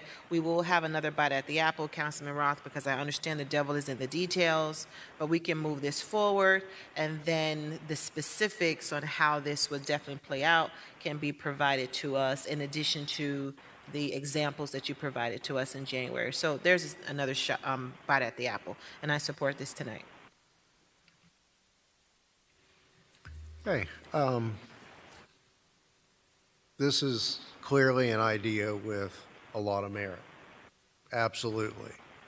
And I agree with your vision and your thoughts for what it will ultimately do. But I have to ask if we need to go from the street level up rather than from the rooftops down. For me, this kind of amenity is not just the icing on the cake. It would be the cherry on top of the icing on the cake. And we've got a lot of work to do with the layers, starting at the street. And while this is clearly a meritorious idea, I have to question whether or not there are better ways over the next year or so to spend those dollars that Zach's been hiding from us for some other down. You know me by now. Don't shake your head like I'm really going. Okay. So are there other things and again, Mr. Brea's not here, and I'd like to know what other ideas were in the pipeline for some transit improvements, not just downtown, but this money is for citywide use. And when I realize that we may not really be getting a piece of the action on that, if you will, it'll be a benefit to downtown. But right now, I would like to be more focused on the other transit issues, as well as building our downtown from the ground up. I'm not comfortable, because I know when I look at these numbers, I know we're going to hit 1 million. There's no doubt in my mind we're going to have the $1 million bathrooms when it's all said and done. So it's not that I'm not supportive of this idea and not in disagreement with the benefit that this would have. I'm not certain that there are enough details in front of us or that the timing is right to go forward with this in lieu of something else. Councilman Roth? Thank you, Mayor. It just goes back to what I was saying earlier. I'm not against this at all. It's the details that I'm lacking in this. The thought process, the plan. We have to work in cooperation with the operator of the parking garage itself. We have no agreement with them. We have no ability to recoup any of the dollars. People will say, well, it's not really taxpayer dollars. Yes, it is. And if we're using them for the bathrooms, we're not using them for other improvements in the city where it comes to sidewalks and streets and all those things. So, it would be great to have this, but we have to do it responsibly as well. We can't just say we've got $750,000 up to $1 million, as the mayor suggests, and just throw it out there and put some bathrooms up on a roof. So I just would like some more details. I think it's a great project to see through, but the details are important to us. And like I said, we have to be responsible in how we spend this money. And what is the true benefit? Is it going to benefit 50 people in the city? There's 80,000 people that live in the city. So we can't just spend $1 million for 50 people or 60 people, whatever the number is. But I do see that there's a lot of opportunity too. You mentioned car shows. You mentioned people who we'll rent that venue out, and they bring everything in. They bring in their bars, they bring in their food, they bring in their tables and all that stuff. So there's a few details I think we need to understand prior to making this commitment. I'm committed to seeing it through, but I'd really want to see the dollars and the cents to the entire project. So thank you. Mayor, if I can, why don't we do this? Why don't we pull this item right now? In other words, not put it on consent. That gives us 3 weeks to put all this information, the additional information you're asking for. Either way, this would not have been approved till the August council meeting anyways, if you would have Bring put it on back as a consent. standalone item on the August yes, council sir. agenda. Yes, sir. Okay, that way we can get, the spaces that are going to be used, answer the PTP questions, address any concerns that we're using these monies and putting other projects off. That way we could get all those ducks in a row and answer all your questions, and then hopefully move forward with this. And we owe it to the public. It's only 3 more weeks. Yeah. Okay with that. Yeah. All right, so do you want to move to defer or pull? Move to defer. Would the process be to defer or pull it? Public comment? Yeah, I think Ms. Sorrentino wants to weigh in, but while she's coming forward, Matt, what would be the posture? Hang on, what posture do we need to put this in? Hang on one sec. Go ahead, Matt. Sorry, if we can just have a motion to make this, place this not on consent, but rather as a standalone item on the agenda, that would be fine. Let's let Ms. Sorrentino Susan weigh in, and then we'll go. Sorrentino, 2610 Northeast 3rd Drive. I just want to throw up a flag of caution after listening to Mr. Roth. I don't know if you know it, but I'm in an agreement. An agreement with 3i Group to put my paintings in their main floor. I've been doing this since they opened, and it's been working out great. I fill their windows until they rent out the space, and everything's been just really great. Last week, I go in once a month, put in new paintings, rearrange, take some out. Last week, I got there on Wednesday, and it started pouring when I first got there. So the manager let me in. She's great. She works with me. We get along great. She had to go do some other things. In this pouring rain, the whole back of the inside of the space where I have my paintings, pouring down rain like a waterfall inside the space. And if it wasn't raining when I was there, I would have never seen this. And so the puddle was probably this big in about an hour. And so I look at my paintings. Any painting I have, any large painting with a 1-inch, which is a narrow stretcher bar, is warped, so that if I hang it on a wall, it won't hang flat. And, we have no agreement for if there's damage, et cetera. So when the manager came back in, Karen Franklin, I said, look, what's happening? She goes, oh, wow, I didn't see that one. I know we had some problem in the theater. And I said, I came to rearrange, but I think I need to take out these paintings that are damaged. And so she was fine with it. I said, I'm not going to take all of them out. I'll leave the ones with the thick stretchers that are smaller, because I did commit to do this. She was in agreement, fine. So I took out, I had 60 paintings there. I have 15 there now. A waterfall inside the space makes me think, uh-oh, there's something compromised above. Leak in the theater, something's compromised above. When I go to the cyber library with my grandson, I go about once a week. If you get there when it's raining, it is pouring around the drain pipes, not just in the drain pipes, from the upper levels of the parking garage, pouring down where it's flooded. It drains off eventually, and it's not that big of a problem, but there must be something wrong with the construction on the upper levels. So all I'm doing is throwing up a flag of caution, get someone, an engineer, to check it out.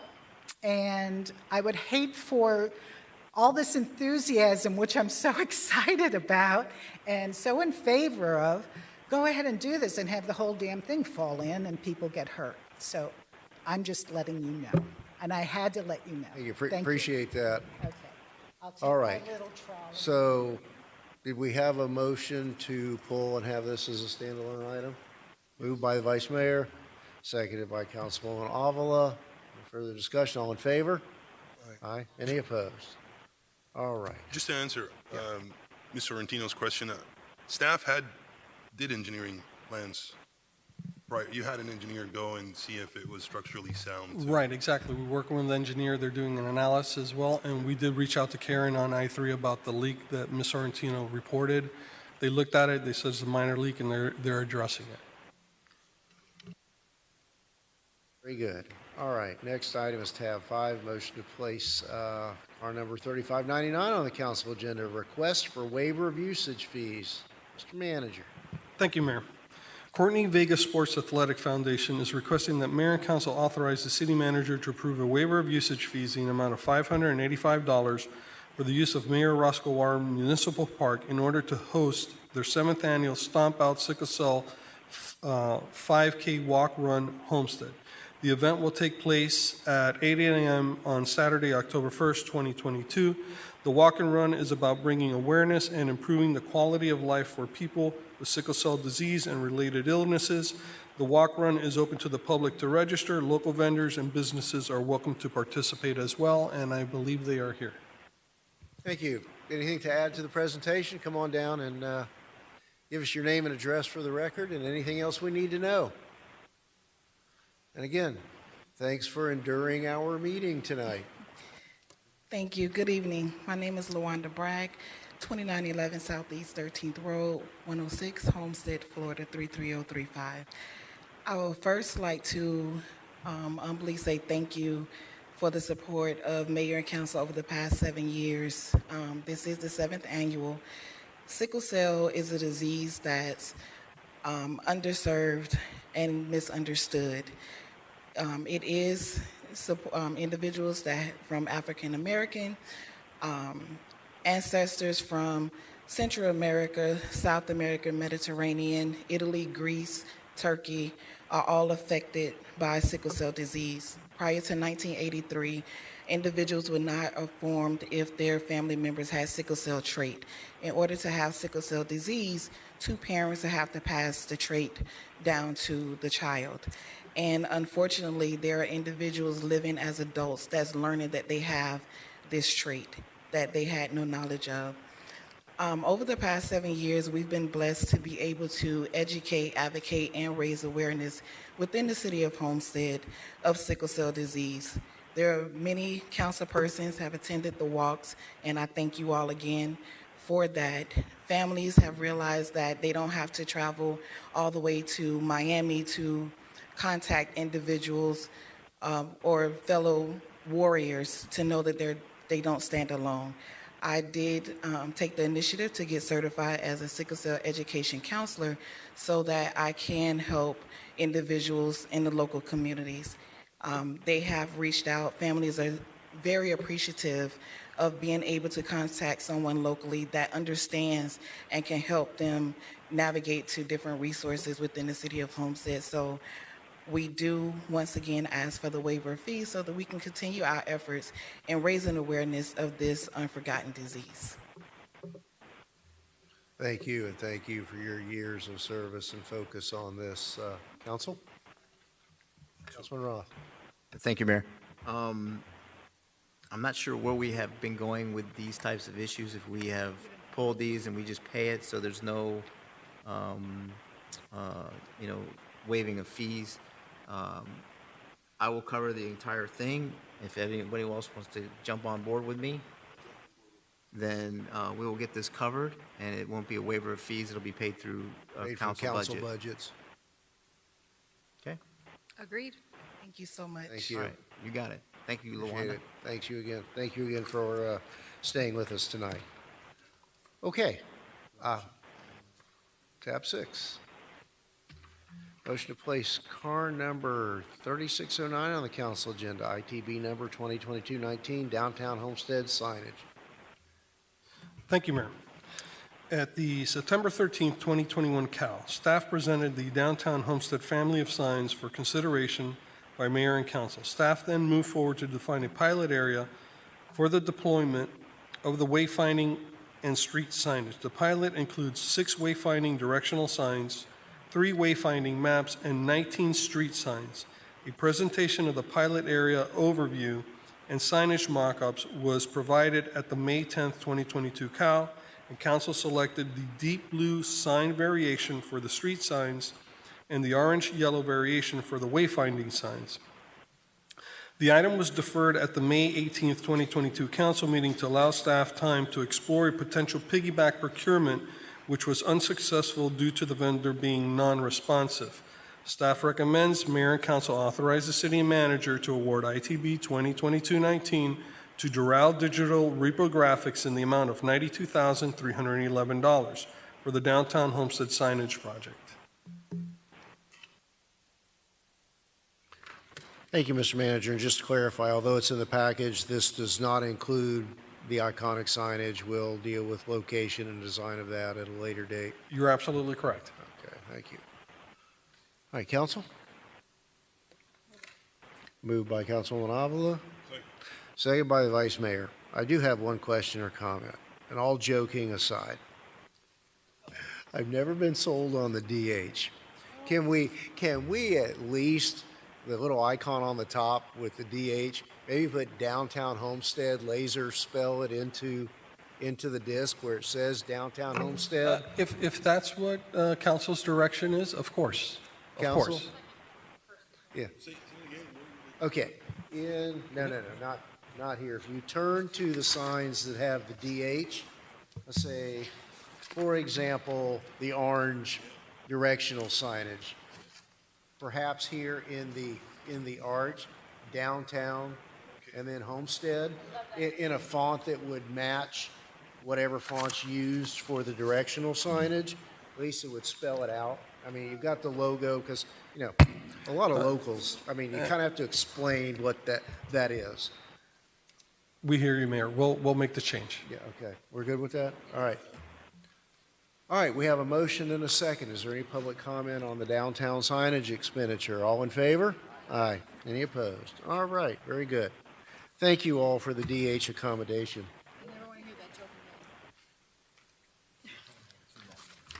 You know the story that no matter how old we are, we're always 14 years old? You'll hear it again. Okay. Next item, tab 7, motion to place car number 3584 on the council agenda, amended map for placement of public art. Mr. Manager. Thank you, Mayor.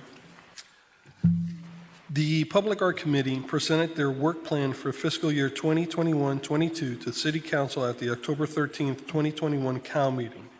Since the meeting, PAC membership selected an alternate location for placement of the one sculpture which requires council acceptance prior to further development and implementation.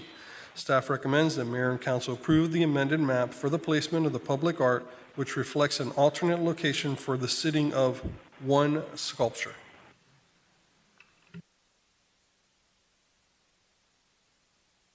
Thank you, Mr. Manager. And I'm sorry, Ms. Sarantino is here. The chair of the Public Art Committee is with us, so wheel on down.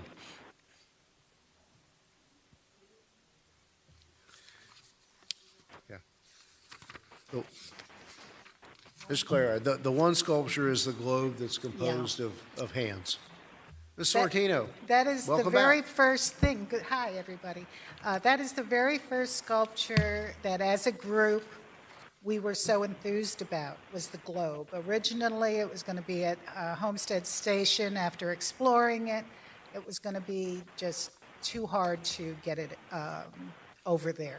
They didn't want it to block their windows.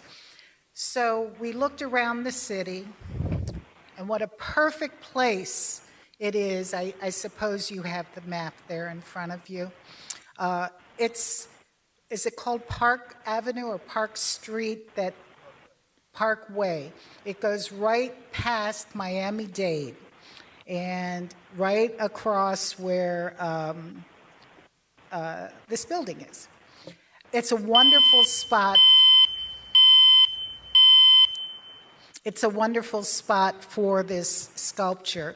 In working with the artist, she said now that it's in that thinking of going into this large plaza, it shouldn't be on the ground where it might be thought of as a playground toy. You know, we don't want kids jumping on it, climbing on it. It's a work of art. I am so enthused that this has survived the 2 years. The artist designed a pedestal that goes up 80 inches, and then the globe is now 60 inches. So this is 11.5-foot sculpture. So it's a nice, impactful thing to come off of Park Avenue and see this. If you're walking over to City Hall, it's present.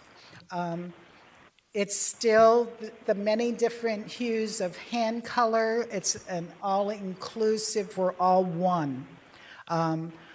I'm so excited about it. And you know, it takes, I have learned now that it takes a long time to create an idea, put a pencil to it, and finally get to see you guys again.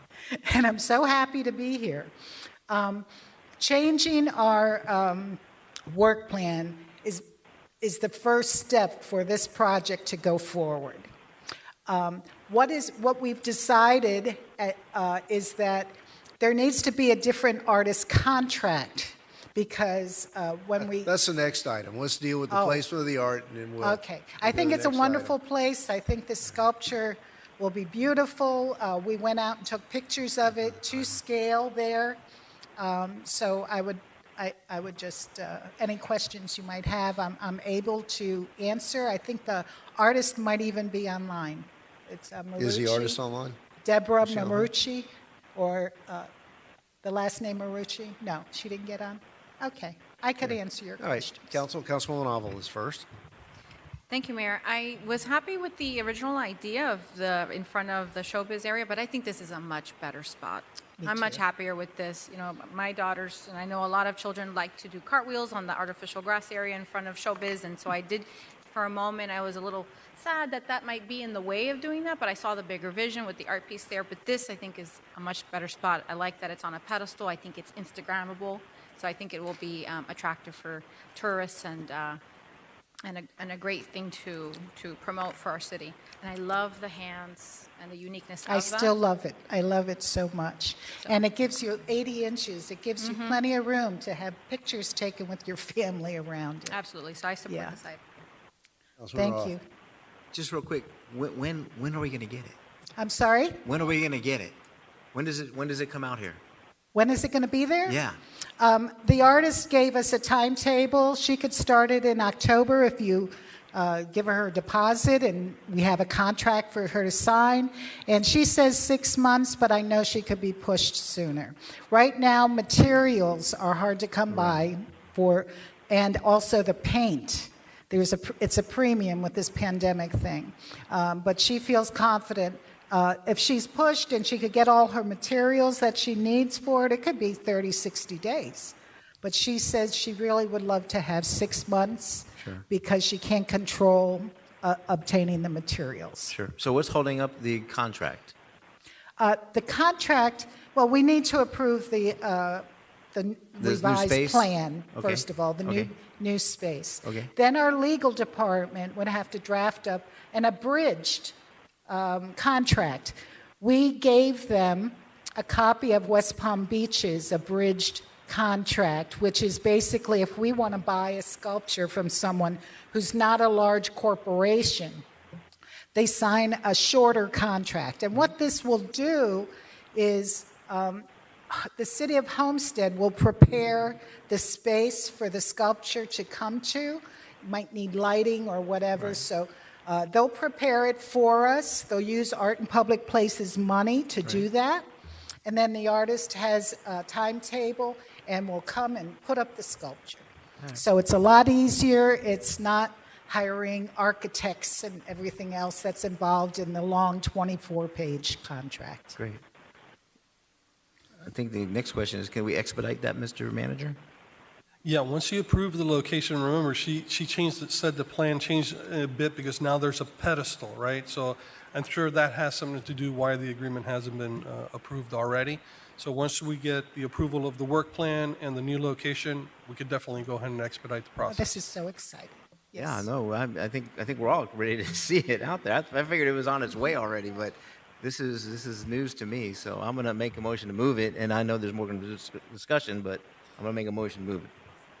All right, and then I think Vice Mayor is first, and then back to you. I just want to make a question. I have a question, and I'm not sure if it's to staff or to Susan, but I want to vote on this, on the location, and then I'll ask my question. Yeah, Councilwoman.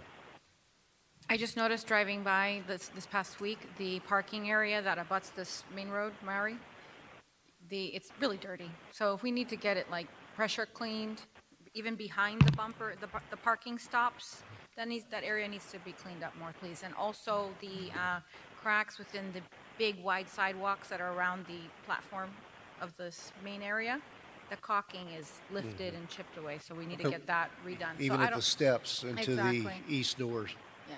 Thank you, Council. Thank you. We'll follow up with facilities, and we'll take care of those immediately. Good. Councilwoman Fairclough-Staggers. Yes, thank you, Mayor. I'm really excited about this. I absolutely love it, particularly because of the diversity that is reflected here in the different shades and hues of handprints representing one. I really, really like that. Because this is so unique and so dynamic, I think the lighting should be included. Because on here it says lighting is an optional element. I think we should still be able to appreciate this in the dark. So the uplighting, I think, would be a definitely value add for us to appreciate it at night. I agree with you. The artist agrees with you. We put it in the proposal.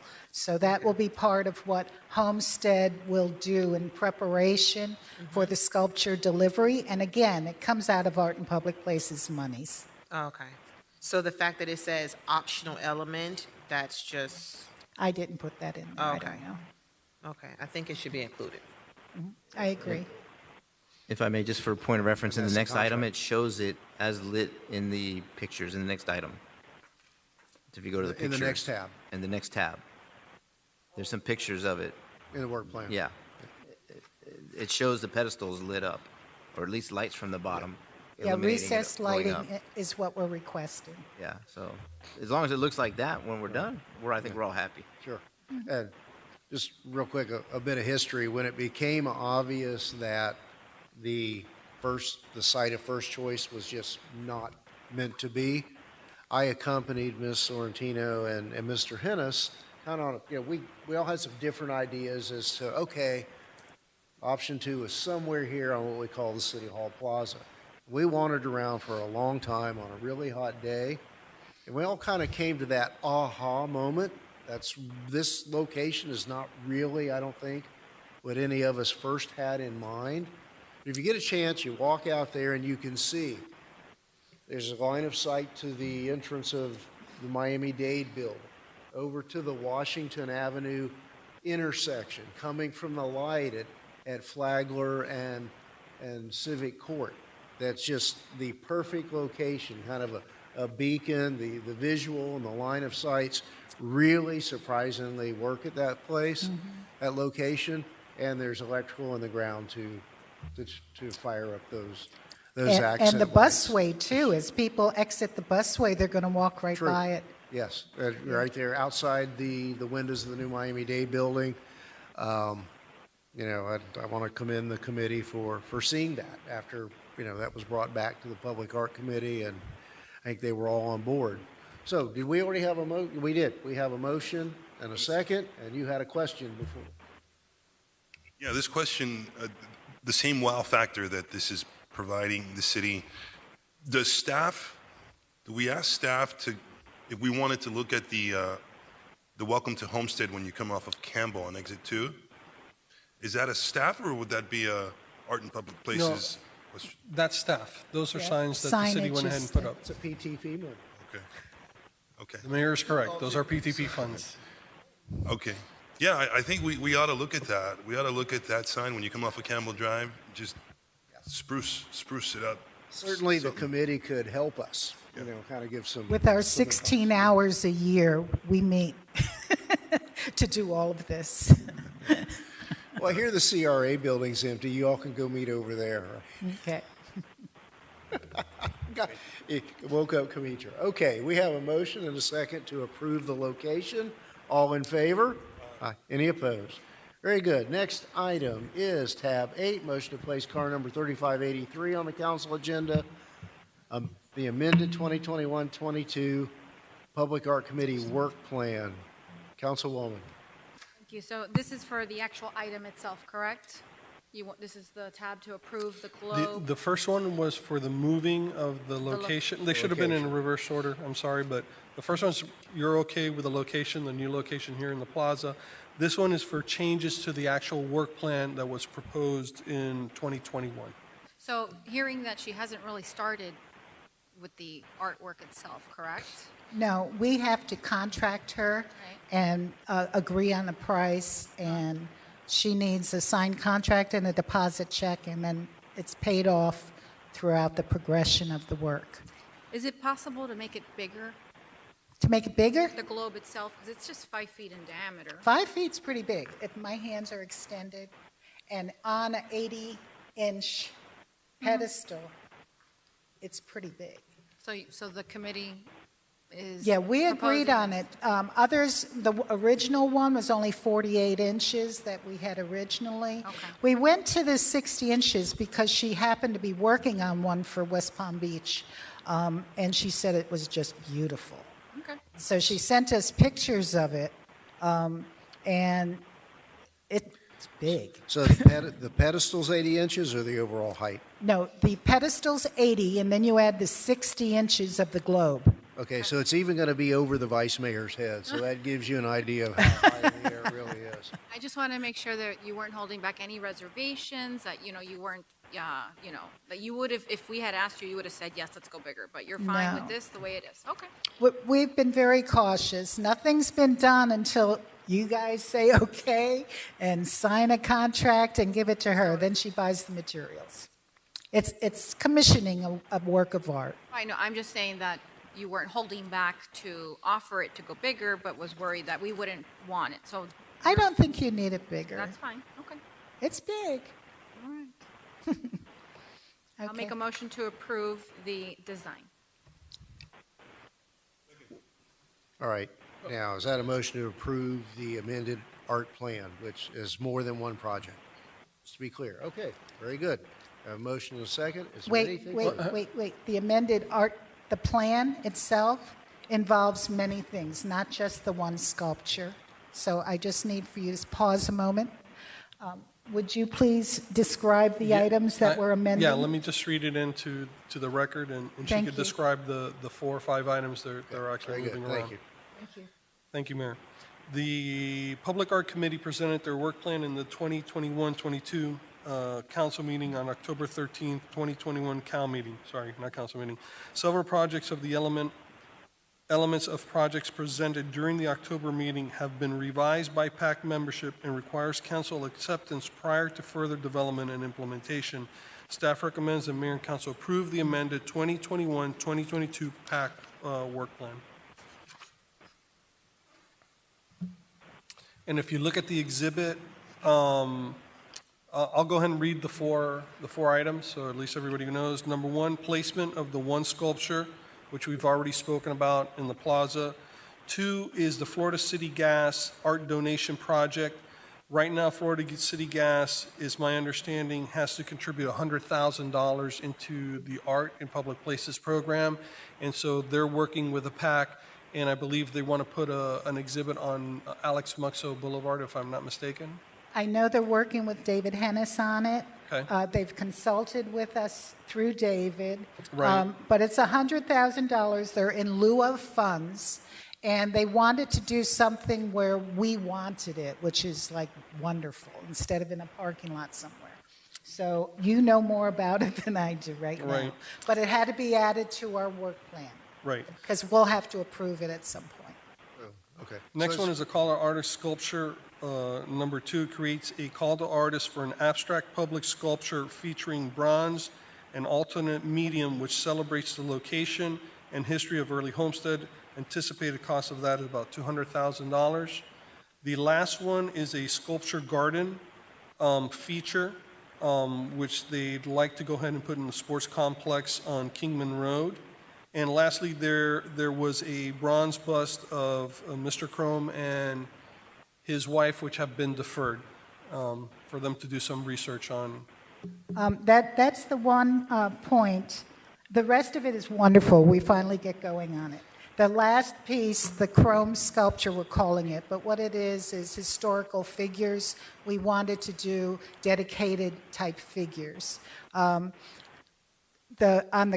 calling it the chrome sculpture because on a list of 23 names of people who have made significant contributions to the city of Homestead that we thought we wanted to keep our historical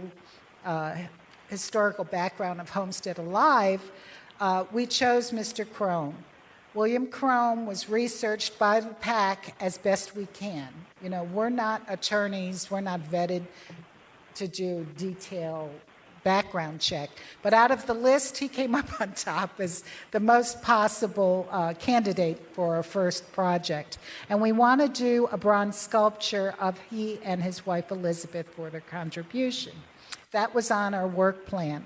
I was asked, I guess somebody did a background check on him. I'm not sure. Was it your department?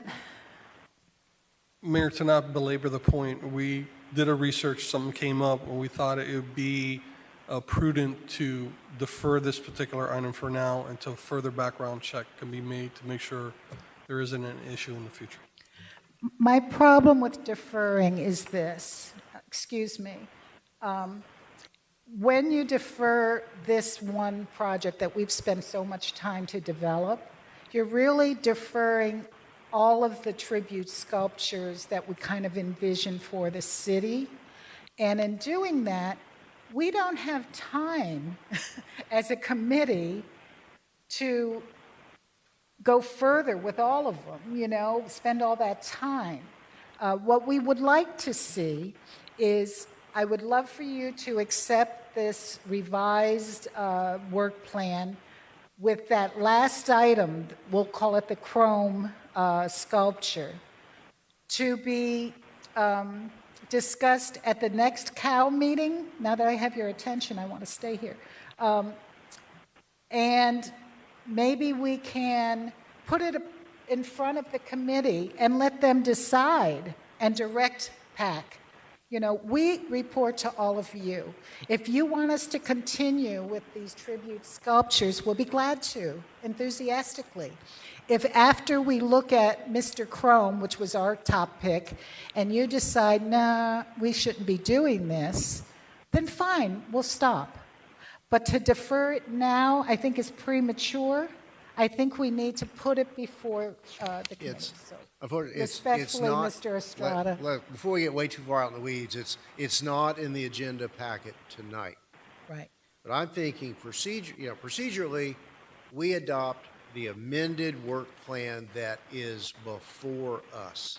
And we have the opportunity, perhaps next month, to bring back an amendment to the amended work plan to include that chrome sculpture after the manager has had the opportunity to brief the entire council on the outstanding issue. You know the procedures. And I think procedurally that's what we have to do. All right. I just didn't want it dropped. You know, we've put so much time into the one sculpture, the chrome sculpture, and then we want to do another major one for the plaza. I don't either, and the manager knows I don't want it dropped, but, you know, we've got to have disclosure among council as to the issue that has arisen.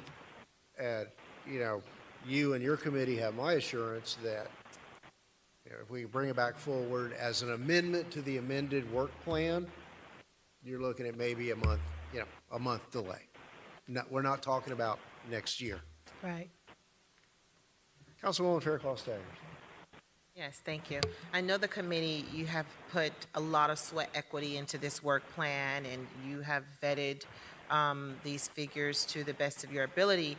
I wanted to be very clear that I don't want to rush this process when it comes to creating a bronze of a figure in this community, because it can be a very sensitive topic. So I would like more information on the research that you all have found regarding the chrome sculpture and any sculpture of a figure, a public figure that we put into our community. Given everything that's going on in our country and in our community, we have to be very, very careful on who we're creating bronzes in memory of. So this is a very sensitive topic, and I think we can't rush this. We have to get it right. Even though it may take a little longer, we have to get it right. And I don't feel comfortable moving forward with the bronze in memory of Chrome or anyone else until it's properly vetted. Absent of how long you've spent on this, if it's rushed, it doesn't feel right, and we have to get this right. I agree with you. And we report to you, we being PAC. So what you feel is the right thing to do, how to proceed, what's the proper way to do it, we're here to serve you. Okay. All right, so we had a motion and a second to approve the amended work plan. Any further, Councilman Roth? Just a question. Once you start to place these pieces of art around the city, will there be an organized, like a brochure that people can obtain somewhere to go and actually visit each of the locations throughout the city? I'm going to let you in on a little discussion that PAC has had off and on all year. We would love for you to walk up to a sculpture and scan it with your phone. There you go. Yeah. A code, and it tell you, oh, you know, I'm Mr. Chrome, and I did this, and I did that, or whatever it is. This globe sculpture means, and whatever the artist has described its meaning as, so that it will have a narrative. And I would love for us to have an art walk to each of these public art pieces. I would love that. Oh, so we're on the same wavelength, but I want to take it the step further. The scanning of it, I believe there's something in Losner Park with a scan on a wall. Yep. I think that's probably the way for us to go. I would love to see that. And the sculpture that sits here on Washington, does anybody know what that is? Yes. The sculpture Elvis. that sits on, is that Elvis? It's not Elvis. I'll tell you a little The one on history. Washington we're talking about, Mayor. It looked like Elvis because someone put a guitar in his hand. Originally, it was a tourist, and he had a map in his hand. And this sculpture was given to the city, and it was put there. I inspected it almost 2 years ago, and it's very rusty, and I made the recommendation to PAC that it be removed because it's falling apart, and it would cost more to refurbish it than to remove it. It all kind of ended flat when the person who dedicated it was objecting and didn't want to sign the paper to actually give ownership to Homestead if we were going to remove it. So I just let it lay there because I'm glad you brought it up. I would like to see it gone, but that's my personal. I know there are people on PAC that want to see it refurbished, but we never voted on it. Okay, thank you. That's all, Mayor. Thank you. It's scary. Thank you. All right. So, yes, Councilwoman. You brought up something very interesting. I really like that feature where you can utilize your phone to scan a QR code and then get background and history. We can market that as like smart sculptures in the city where you can use your smartphone and find out the historical significance of sculptures. So yeah, smart art, smart sculptures. Yes. So we can play up on that and market And that. we could roll that out to the bike path. Yeah. You know, you stop and there's a pedestal and you scan You it. scan and it. You see this marsh, or there's this is smart where art these in- birds I love are. it. And I mean, it could be really wonderful, you know. like that. I really would love to see it. Or you see this huge building called City Hall. This is what we did, and this is how we built it. Or this is where Hurricane Andrew was, and this is what happened. It's a learning that I love the idea too. Right, so we have a motion and a second, and if there's nothing further, all in favor? Aye. Any opposed? Your amended art plan is adopted. It's so nice seeing all of you. I hope I see you next month too. Now, if you could just get somebody to bring us an artist contract in short order, we'll be Artist in good shape. contract, then we'll be at, like, we started something. Right. Thank you very much, Okay. everybody. Well, and I think what we need to do in abundance of caution, because I think we've got 3 pretty lengthy items ahead of us, I'd like to do 2 things. Move to extend the meeting to 9:15 and take a 5-minute recess. Moved. Second, all in favor? We'll be right back. We ready? We're back. All right. And we'll take these next 3 items together, tabs 9, 10, and 11, dealing with the Southwest Master Plan regulations, amendment to the master plan regarding neighborhood mixed use and commercial, and to the PUNs. Is this the planning department item? Yes, it is, Mayor. Gladly, right? Development Service, correct. Oh, Ms. Lopez, thank you. Thank you, too, for enduring the last 2.5 hours. Have at it. So as you all recall, on June 21st, we had a workshop to discuss the Chrome segment of the Southwest neighborhood. And out of that workshop, we were given direction to do a comprehensive plan amendment, an amendment to the Southwest Master Plan, and code changes. And there was 3 specific items that were of interest to the council. The first was to amend the neighborhood mixed use and the commercial subareas west of Chrome Avenue with respect to density from 15 units to the acre to 20 units to the acre. The second was to tighten up the architectural standards of the master plan. And the third was related to unit sizes. And so we took that direction and put it in ordinance format to the 3 regulating documents for your review and discussion. That's a very summarized version of all of this paperwork.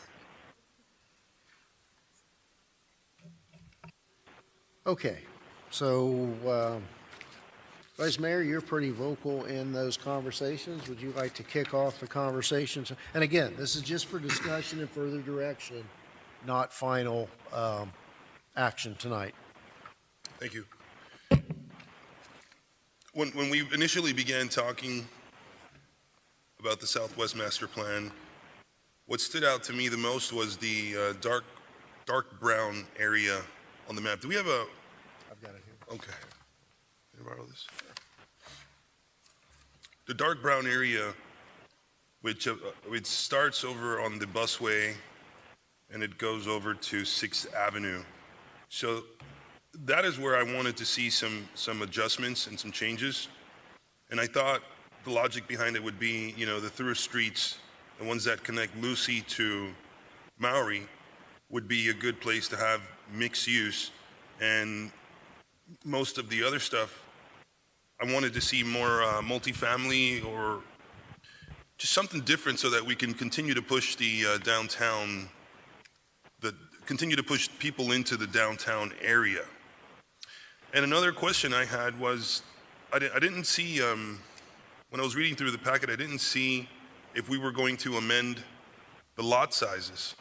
I was looking through a lot of the things there because a lot of the platted lots in the Southwest area are irregular or small, and I wanted us to have an opportunity to build single-family homes on, irregular sized lots. So those were the starting questions that I have here.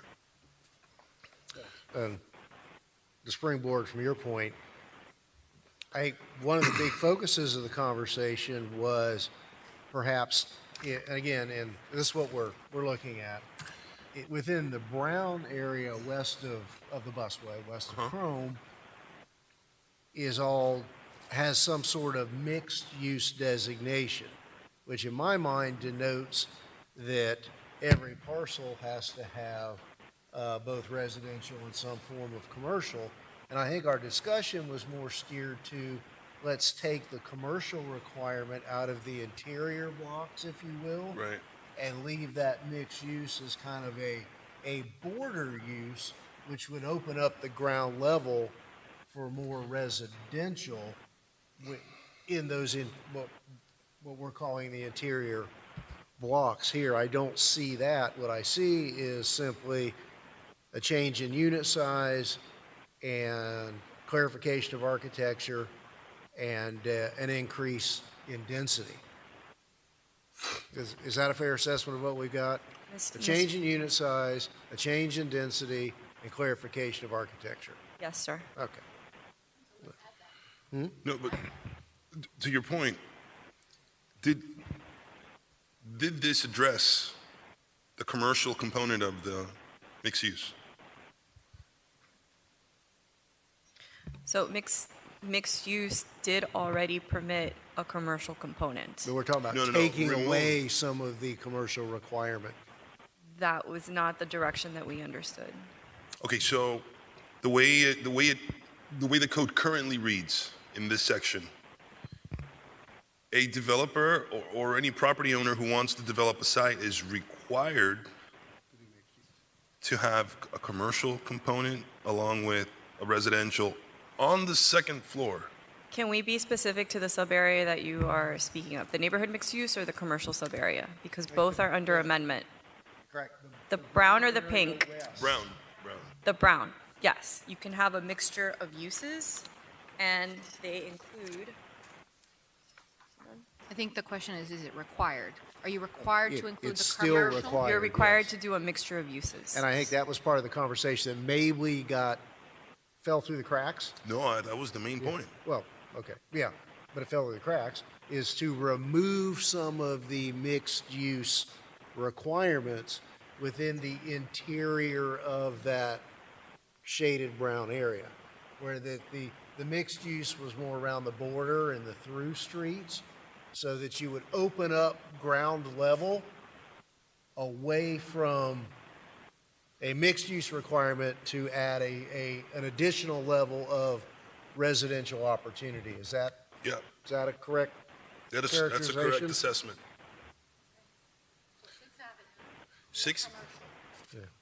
There on 6th Avenue, on all the through streets, the ones that go through Maury to Lucy, that's where mixed use requiring the commercial or having the option to do commercial would be most beneficial in my opinion, because people most likely to travel through those streets would most likely stop to do some sort of commercial shopping if they want to. So 4th Avenue No, and it's a busier 6th street. Avenue. Those are the two through streets, because, Councilwoman, I'm sorry, we cannot hear you at all. can you hear me now? A little bit better. So 6th Avenue and 4th Avenue are the through streets. We would not be including 5th Avenue in requiring the commercial. So you want to eliminate the commercial requirement on the properties abutting 5th Avenue and 3rd Avenue, as well as the 2nd Avenue, 3rd Terrace, Southwest 3rd Avenue, and Southwest 2nd Avenue.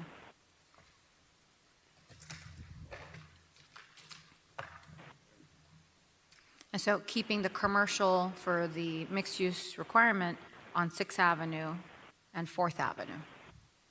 Does that make sense to you, Ms. Lopez?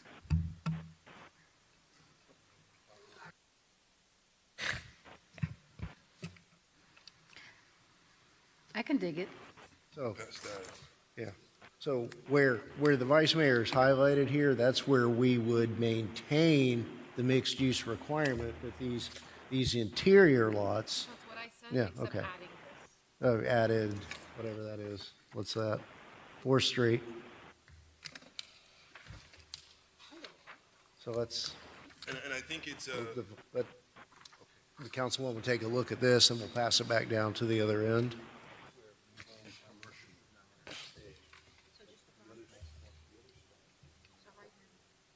That the brown interior would have that requirement, the mixed-use requirement taken out. You could do it, but it's not required. Right now, it's required. Yes. There, Larry.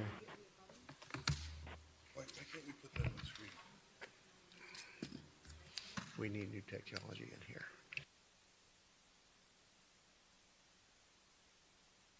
Is that available that we can put it up on the screen or no?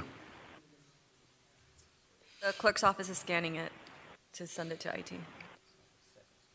Yeah, yes, they can pull up the agenda item and put it on there. I guess while we wait for that to come up, if I could ask the CRA director, Amitra, Ms. Driver, are you familiar with that brown shaded area that we're discussing? And how would that coincide with the triangle project that was presented a few weeks ago? The triangle is included in the brown shaded area. Right, so not requiring the entire brown shaded area to have those two requirements, meaning you have to do commercial on the bottom with the residential on the top. Now we're essentially creating an option if the person wants to do it. Do you feel that works better for the triangle project area? I think what would work for the Triangle project is the Southwest 4th Street frontage having commercial on it, and then along the busway having commercial, so running That's along. exactly what we've drawn Yeah. here and highlighted. Yeah. So that the requirement of mixed use is you have the option, but it's not mandated on those other lots to insert the commercial. Again, so that you get you're getting a ground level residential on the non-main thoroughfares, so that you're not mandated to do some sort of mixed use everywhere, as we believe you are now.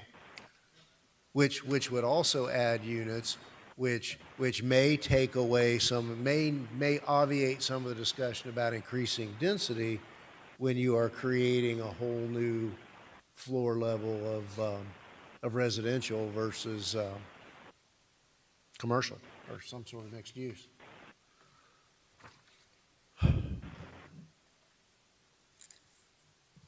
I guess probably the thing to do is, I know we've all seen this, is to pass this to Ms. Lopez for,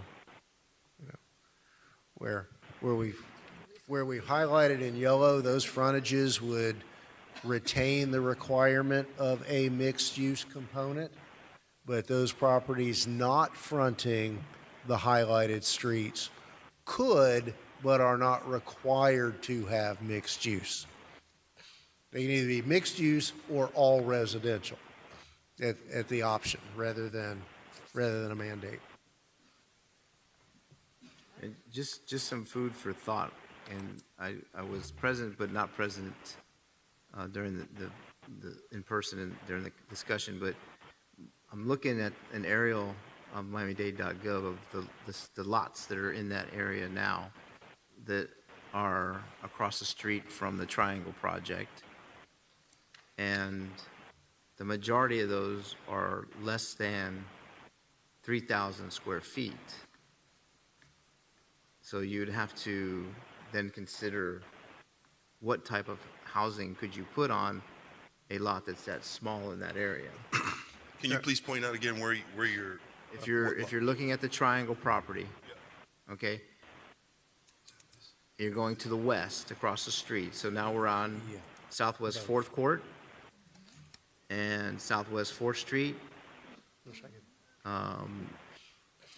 between, and then this, well, I don't know what this one is, but it's to the south, one block.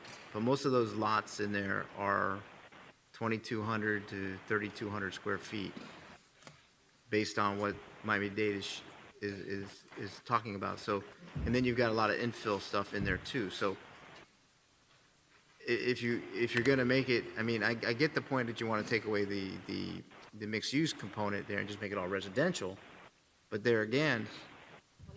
But I think we're contemplating it's all going to be, there'll be an assemblage of properties for multifamily. We're not talking about single family in that area. Okay. Well, the vice mayor had mentioned single family somewhere in there, so that's further west. So that's the yellow on the map in our package. Oh, so when you go out to this area. Right. So when you look at that area, because there's a lot of infill lots across from that triangle property that can be built out. And then if you go to the north on Southwest 2nd Avenue, across, looks like 4th Street, there's a bunch of lots in there, and I think there's already a few apartment complexes in the area there too. So it's just something to think about, that it would have to be an accumulation of lottage or lots to come up with the amount of square footage.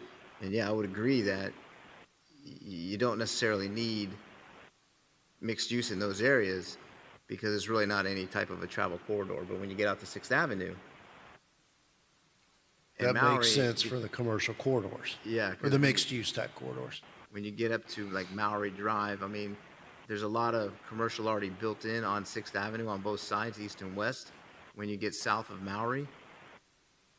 And the only thing that would really be affected by that would be some lots a little bit further to the south between 5th Avenue and 6th Avenue. And I don't know what this cross street is. So it would be, I think it would be helpful in our planning aspect to see what's available too, lottage-wise, unless you're gonna change it and then they're gonna come in and demo some stuff and recreate a different, makeup of residential and commercial components in there. But Isn't that the bigger picture idea? Yeah, Is to I create agree. an overlay that will I agree. incentivize or motivate that kind of redevelopment? No, I agree Yeah. that would make more sense. And then you've got the ability to accumulate lots if you're a developer, to build, which I would hope would be market rate rent stuff, not, more subsidized stuff. But, so yes, I'm good. Yes. Ms. Lopez? So and I mentioned this at the workshop, when the neighborhood master plan was developed, it was developed with the intent for somebody to come in, developer, a land purchaser to come in and purchase lots and blocks and build large-scale developments versus to build infill lots or smaller-scale developments. And it was predicated on developing through this street network that was designed. So when you look at those smaller lots that pre-exist the master plan of 2,200 square feet or 1,200 square feet, the master plan doesn't take that into account necessarily. Mayor? So the issue being, is my takeaway is that there was a feeling here that there was too much commercial required. And yeah, we get that we envision people coming in and do assemblages of entire blocks. But if you've got one of those, what I'm kind of calling an interior block, you don't want to mandate the mixed use. You're going to allow them to do the higher, not high, but higher density multifamily, whatever product it may be, without having to do the commercial everywhere. But your point earlier about the street network, I'm not following where you're going with that, or what the pitfalls would be between that and what we're discussing now. My point was only that the plan doesn't speak to the development of smaller lots or infill lots. The plan was really written to purchase blocks at a time, large areas at a time, and completely redevelop the area. I think we understand that, but I think we too have got to recognize that in the 15 or 18 years since this was adopted, that has not happened. And this would allow someone to come in and, rather than buy 2 blocks, do 1 block at a time.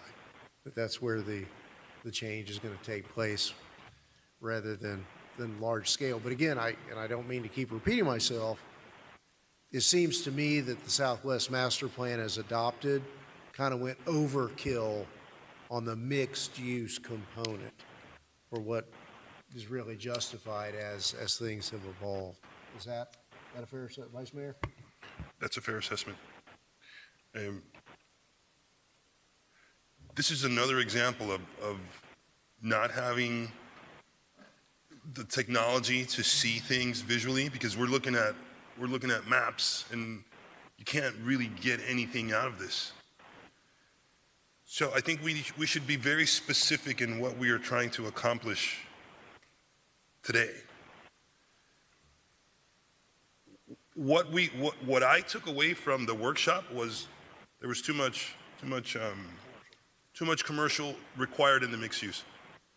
So can we all agree that we'd like to see that removed or make it an option? So that's a. Let the market decide where they're going to put the mixed use. Because if you can Mr. Pearl? I'm sorry, Councilwoman Avila. We're talking about making it an option for those parcels that are on the interior of the highlighted thoroughfares. Well, that's where the start of the conversation. I think that if you give them the option in its entirety, you may not end up with any commercial component at all. So you've got to maintain. I think you're going to have to maintain, unless we're just going to throw that out and say, you know what, let's just do a bedroom community. Yeah. We're in agreement with keeping commercial. Keeping the commercial corridors. Okay. Are you on? Which are, tell me again what the commercial corridors are? The highlight. Okay, so you got, And this one, yeah, but what streets are those? That's Sixth Avenue? 6th Avenue, 4th Fourth Avenue, Avenue? and then 4th Court. And then the busway. I'm sorry, 4th Street, That's Fourth Street, okay. and the busway. So these units here will not require commercial because they don't front the main corridor we're speaking of. These will. And if I may, Councilman Roth, the whole purpose behind that was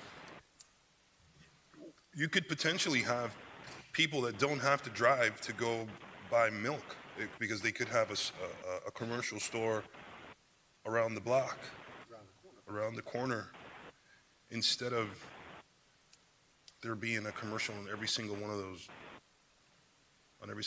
parcels. Doesn't make any sense.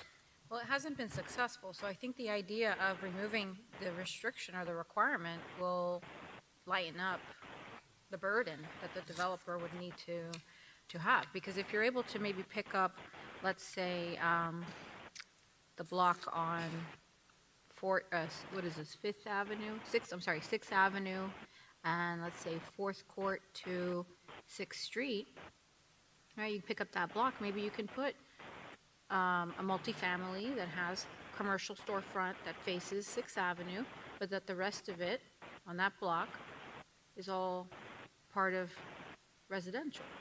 So you're not requiring, let's say, 30 lots worth of first floor commercial, just 15 lots, because it's just the first half that faces 6th Avenue. So I think that it'll work. I think it's a more favorable option and a more attractive option than to what we already have. We won't know if it's successful unless we make the change and try and see what comes. But I also think that the adding of the units, the density from 15 to 20, it makes it worth for more conversation at the table of the developers. It's not just, oh, they're eliminating commercial. It's, oh, they're adding density and it's a little bit more flexible. Well, we're already adding the ability to have more units, whether it's 15 or 20, by taking that mandate out of some of those blocks. Again, and I don't know, how we get, but some sort of graphic depiction and some analysis of what's mandated under the code now versus this proposal would be helpful, perhaps in a workshop type forum, maybe between now and the next council meeting. Yeah, it was. I think that's a good idea, but it was specifically that particular area with what we just discussed, and also on the residential part, the highlighted yellow, to reduce the sizes of the minimum required lot size to develop a single-family home from, I don't know if it's 5,000 or 4,800 to 3,000, so that there could be single-family homes developed on the lots that will otherwise never be developed unless they get assembled, which hard to assemble a lot of them in that area. Did you get that from the workshop? We went back and listened to the tape. You were at the far end of the table. I had to sit next to him. I remember all that. You're correct, Mayor. There was a lot of conversations, That- lot separate of groups, people breaking out in different And- groups, and so it was easy for things. And that is a pitfall Yes. of workshop. I think we make a lot of progress in workshops, but again, from a staff perspective, absolutely. If he and I are down at one end and one or both of us are mumbling and staff's trying to take notes at the other end of the table while these two are having a conversation. And that's how things get done. On that item, though, I'm in favor of reducing the lot size to fit the dynamics of this part of the area. I don't think that,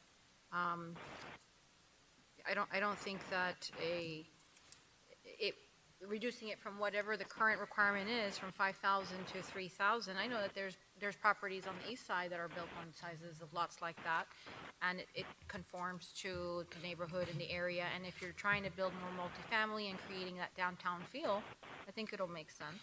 But if you can off the top of your head, it's kind of staggered down, right? Don't we have some conditions that if you meet this, you can go down to a lower size? But is the smallest 5,000 or is it 4? So if the lot is platted before a certain time, as dictated by the code, then it's vested. So it could potentially be 2,200 or 3,000, but it's dictated by when the lot was platted. We do have some issues where certain areas of the Southwest were never platted, and so properties go to the center line of the right-of-way, so that gets a little messy in terms of redevelopment, which Ms. Driver and I have run through several properties where that's the issue, and that takes away from the buildable area. But if it's a single-family lot, which the single-family are the yellow, if it's a single-family lot and it's platted before, and I would have to look through the code, then you could come in and redevelop.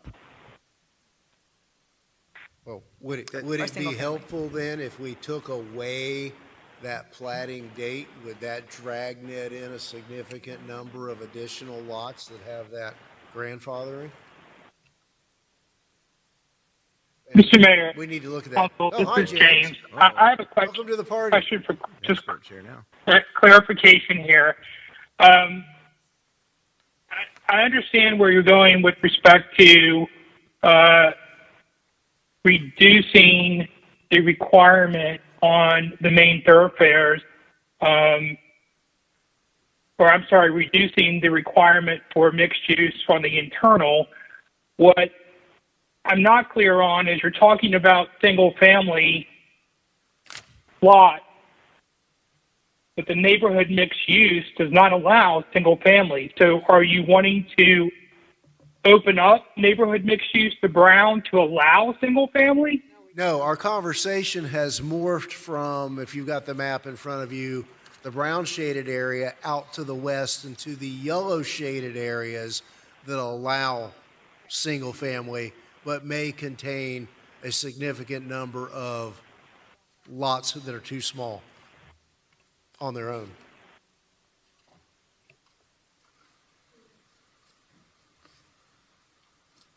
Understood. Thanks. I didn't get that. Okay, very good. Appreciate that. I understand that too. It's hard to. And so what's the significance of the date? It seems a little arbitrary, or was it meant to deter building in that area and require property owners to acquire more land and neighboring lots if they wanted to build a house there?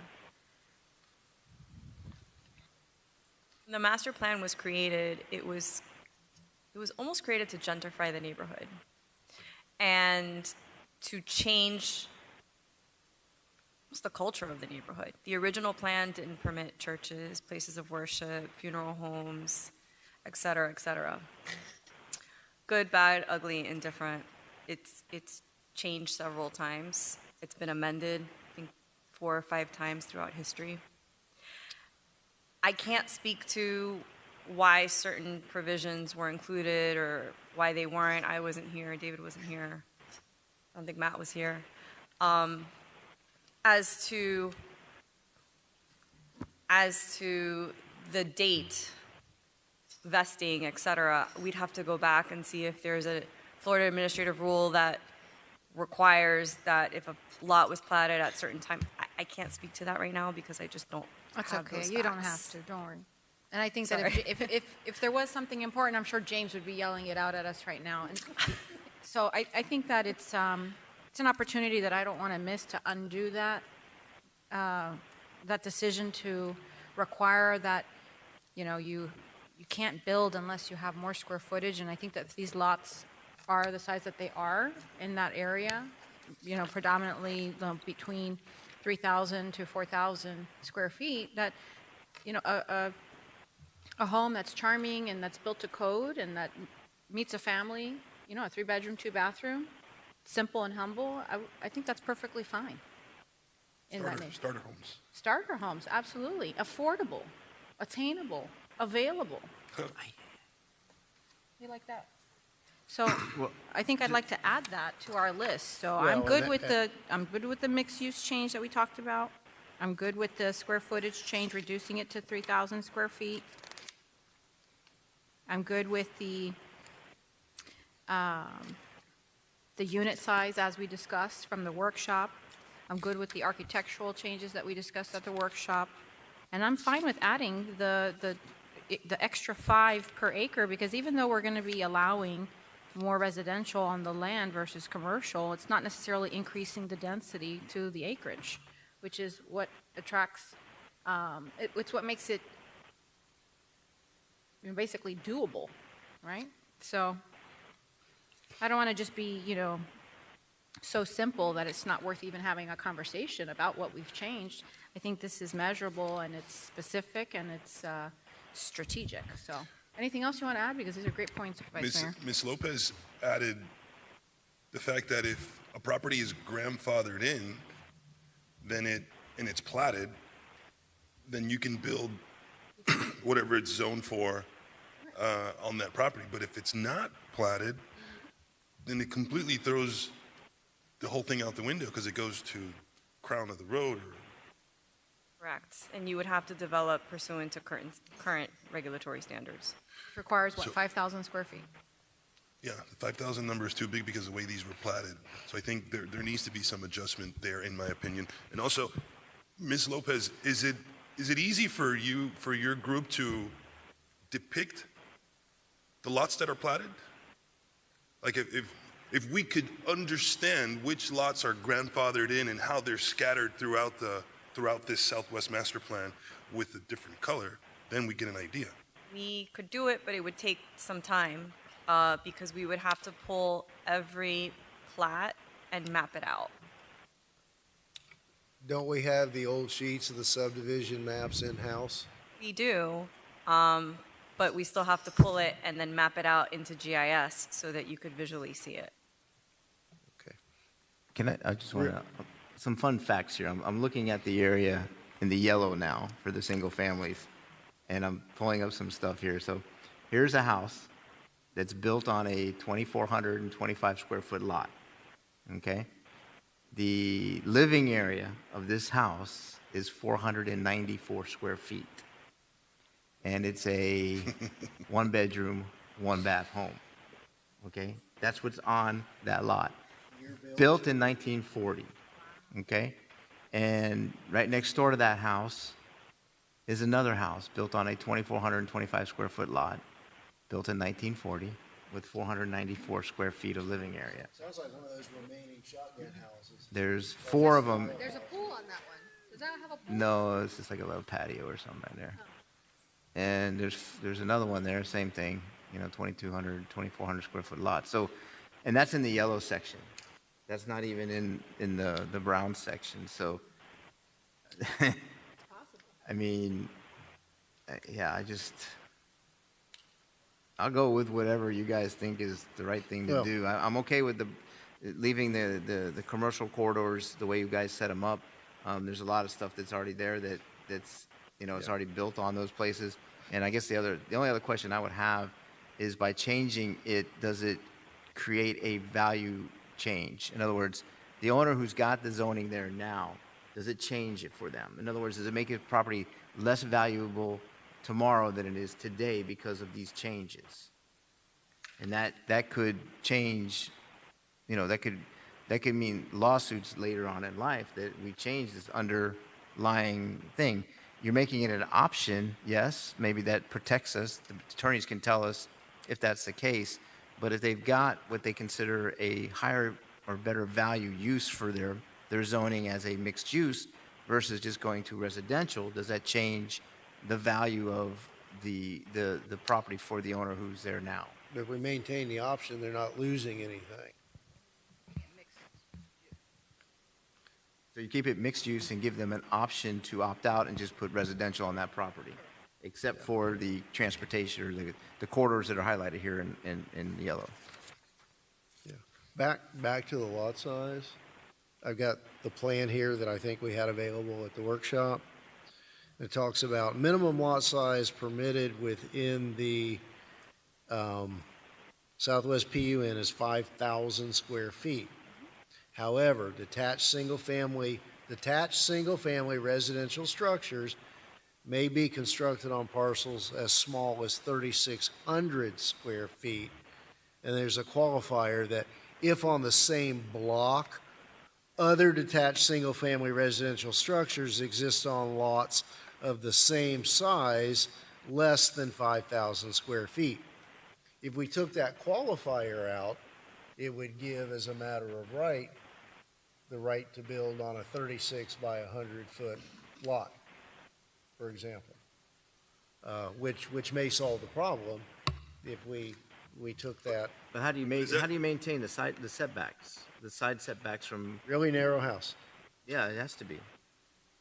Is that contrary to what Mr. Roth, Councilman Roth, just said? He saw a property on his phone that was 2,400 square feet, 400. But it's grandfathered. Right, This so is if residential structures may be constructed on parcels as small as. So if the lot across the street is identical, can a developer come and do exactly the same thing? That would help me understand how to move forward. Under the current code, not on 2,400 square feet. On 3,600, you could. Exactly the same house that, we wouldn't allow, we have a minimum square footage of 1,200 square feet. That's 1940 square foot. That's 1940 construction. You'd have to be to code now, right? Setbacks now, but you could build on a smaller lot because the same block has something smaller, but it has to still meet the minimum 36. This is what this says here, right? Bare minimum is 3,600 square feet. And if we take the qualifier out, we've solved that problem. You had to have other houses built in that block on lots less than 5,000 square feet. So if there's this stranded lot of 3,600, of somewhere between 3,600 and 5,000, and everybody else is on bigger lots, right now you can't. If we struck the qualifying language, it would allow you to do that and create a buildable lot.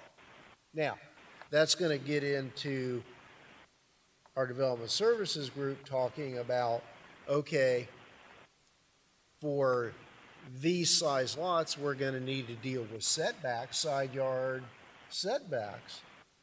But again, by removing that qualification language, you've at least got the right, and you no longer have those stranded lots. So 3,600 would be the bare minimum. Correct. Nothing below 3,600. As exists, yes. And you could build For single family. And you could build a two-story home. Yeah. You know, you don't have to build a one-one. Okay.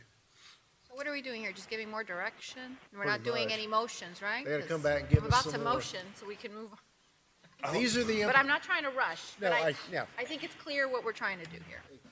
And we've only got 4 minutes I think the anyway. only item we're contesting really is the units per acre. Well, I heard a couple of things. I mean, Councilman Avila, when you ran through, you were okay with the changes that were proposed, and now we're talking about a couple of additional changes. One, to the Brown area, where you wanted to make mixed use optional for those properties that were on the interior of the highlighted thoroughfares. Optional, not straight residential, correct? So we're not downzoning anything, it would be optional. And then the other discussion that we're having is in the yellow area, an additional amendment to shrink the minimum lot size down to 3,600 feet, I think is the discussion that I'm hearing. If that, I don't know if there's a consensus there, but that's the discussion that we've been having.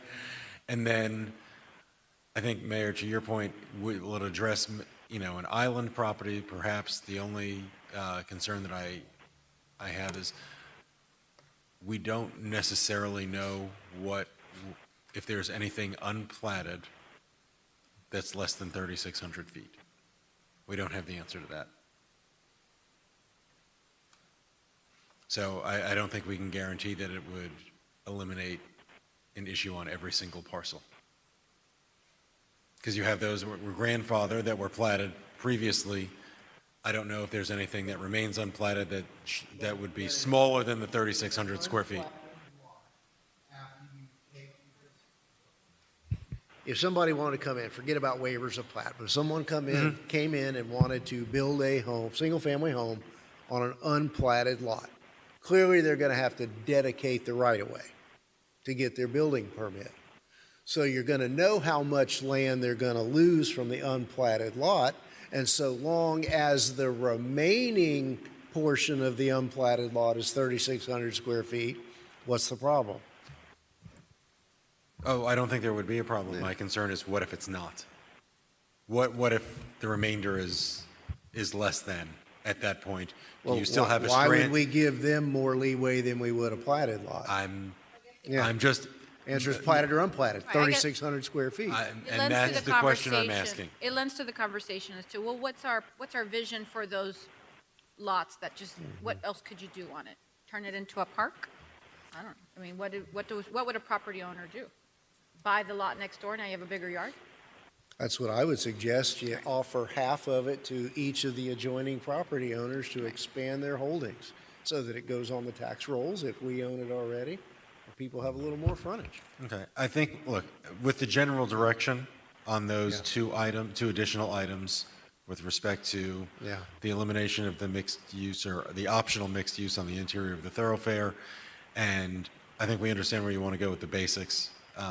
We can mull around the work with Development Services and James to look at any unintended consequences with respect to the 3,600 square feet. And, you know, if there are issues, then we'll point them out to you when we come back, but I think we understand the general direction. All right, so since this was on the agenda just as a discussion item, you can bring back the global package, including unit sizes, density, all those kinds of things with the items we discussed tonight. Fair enough, council? Fair enough. And is everybody okay with all the blue? The industrial right under Homestead Station? One thing. Because I know it's one thing at a time, but that's another conversation we should address. What were you envisioning? Not the industrial. Well, then you get into takings, and we're still got to see what the RTC says. That requires all right, so a little further discussion. We'll deal with these first two now. That'll be in workshop number 17. Just for clarification, can this proceed now to LPA and council for first reading in August, or do you want to come back to another discussion? Okay. Yes. And would you want that in a workshop format, Mayor, as opposed to? I think that would be a better atmosphere. That's my opinion. Just looking at the dynamics here today, I think it would have been better if we were all around the table looking at the same thing at the same time. So with big maps we can all see and read. Vice Mayor, I'm seeing you looking at me. Are you? It's some sort of technology in addition to maps. Understood. Okay, so 9 months from now, we'll have the workshop if you're waiting on the technology. All right, if there's nothing further, do I have a motion to adjourn? All in favor? Thank you all. Good night.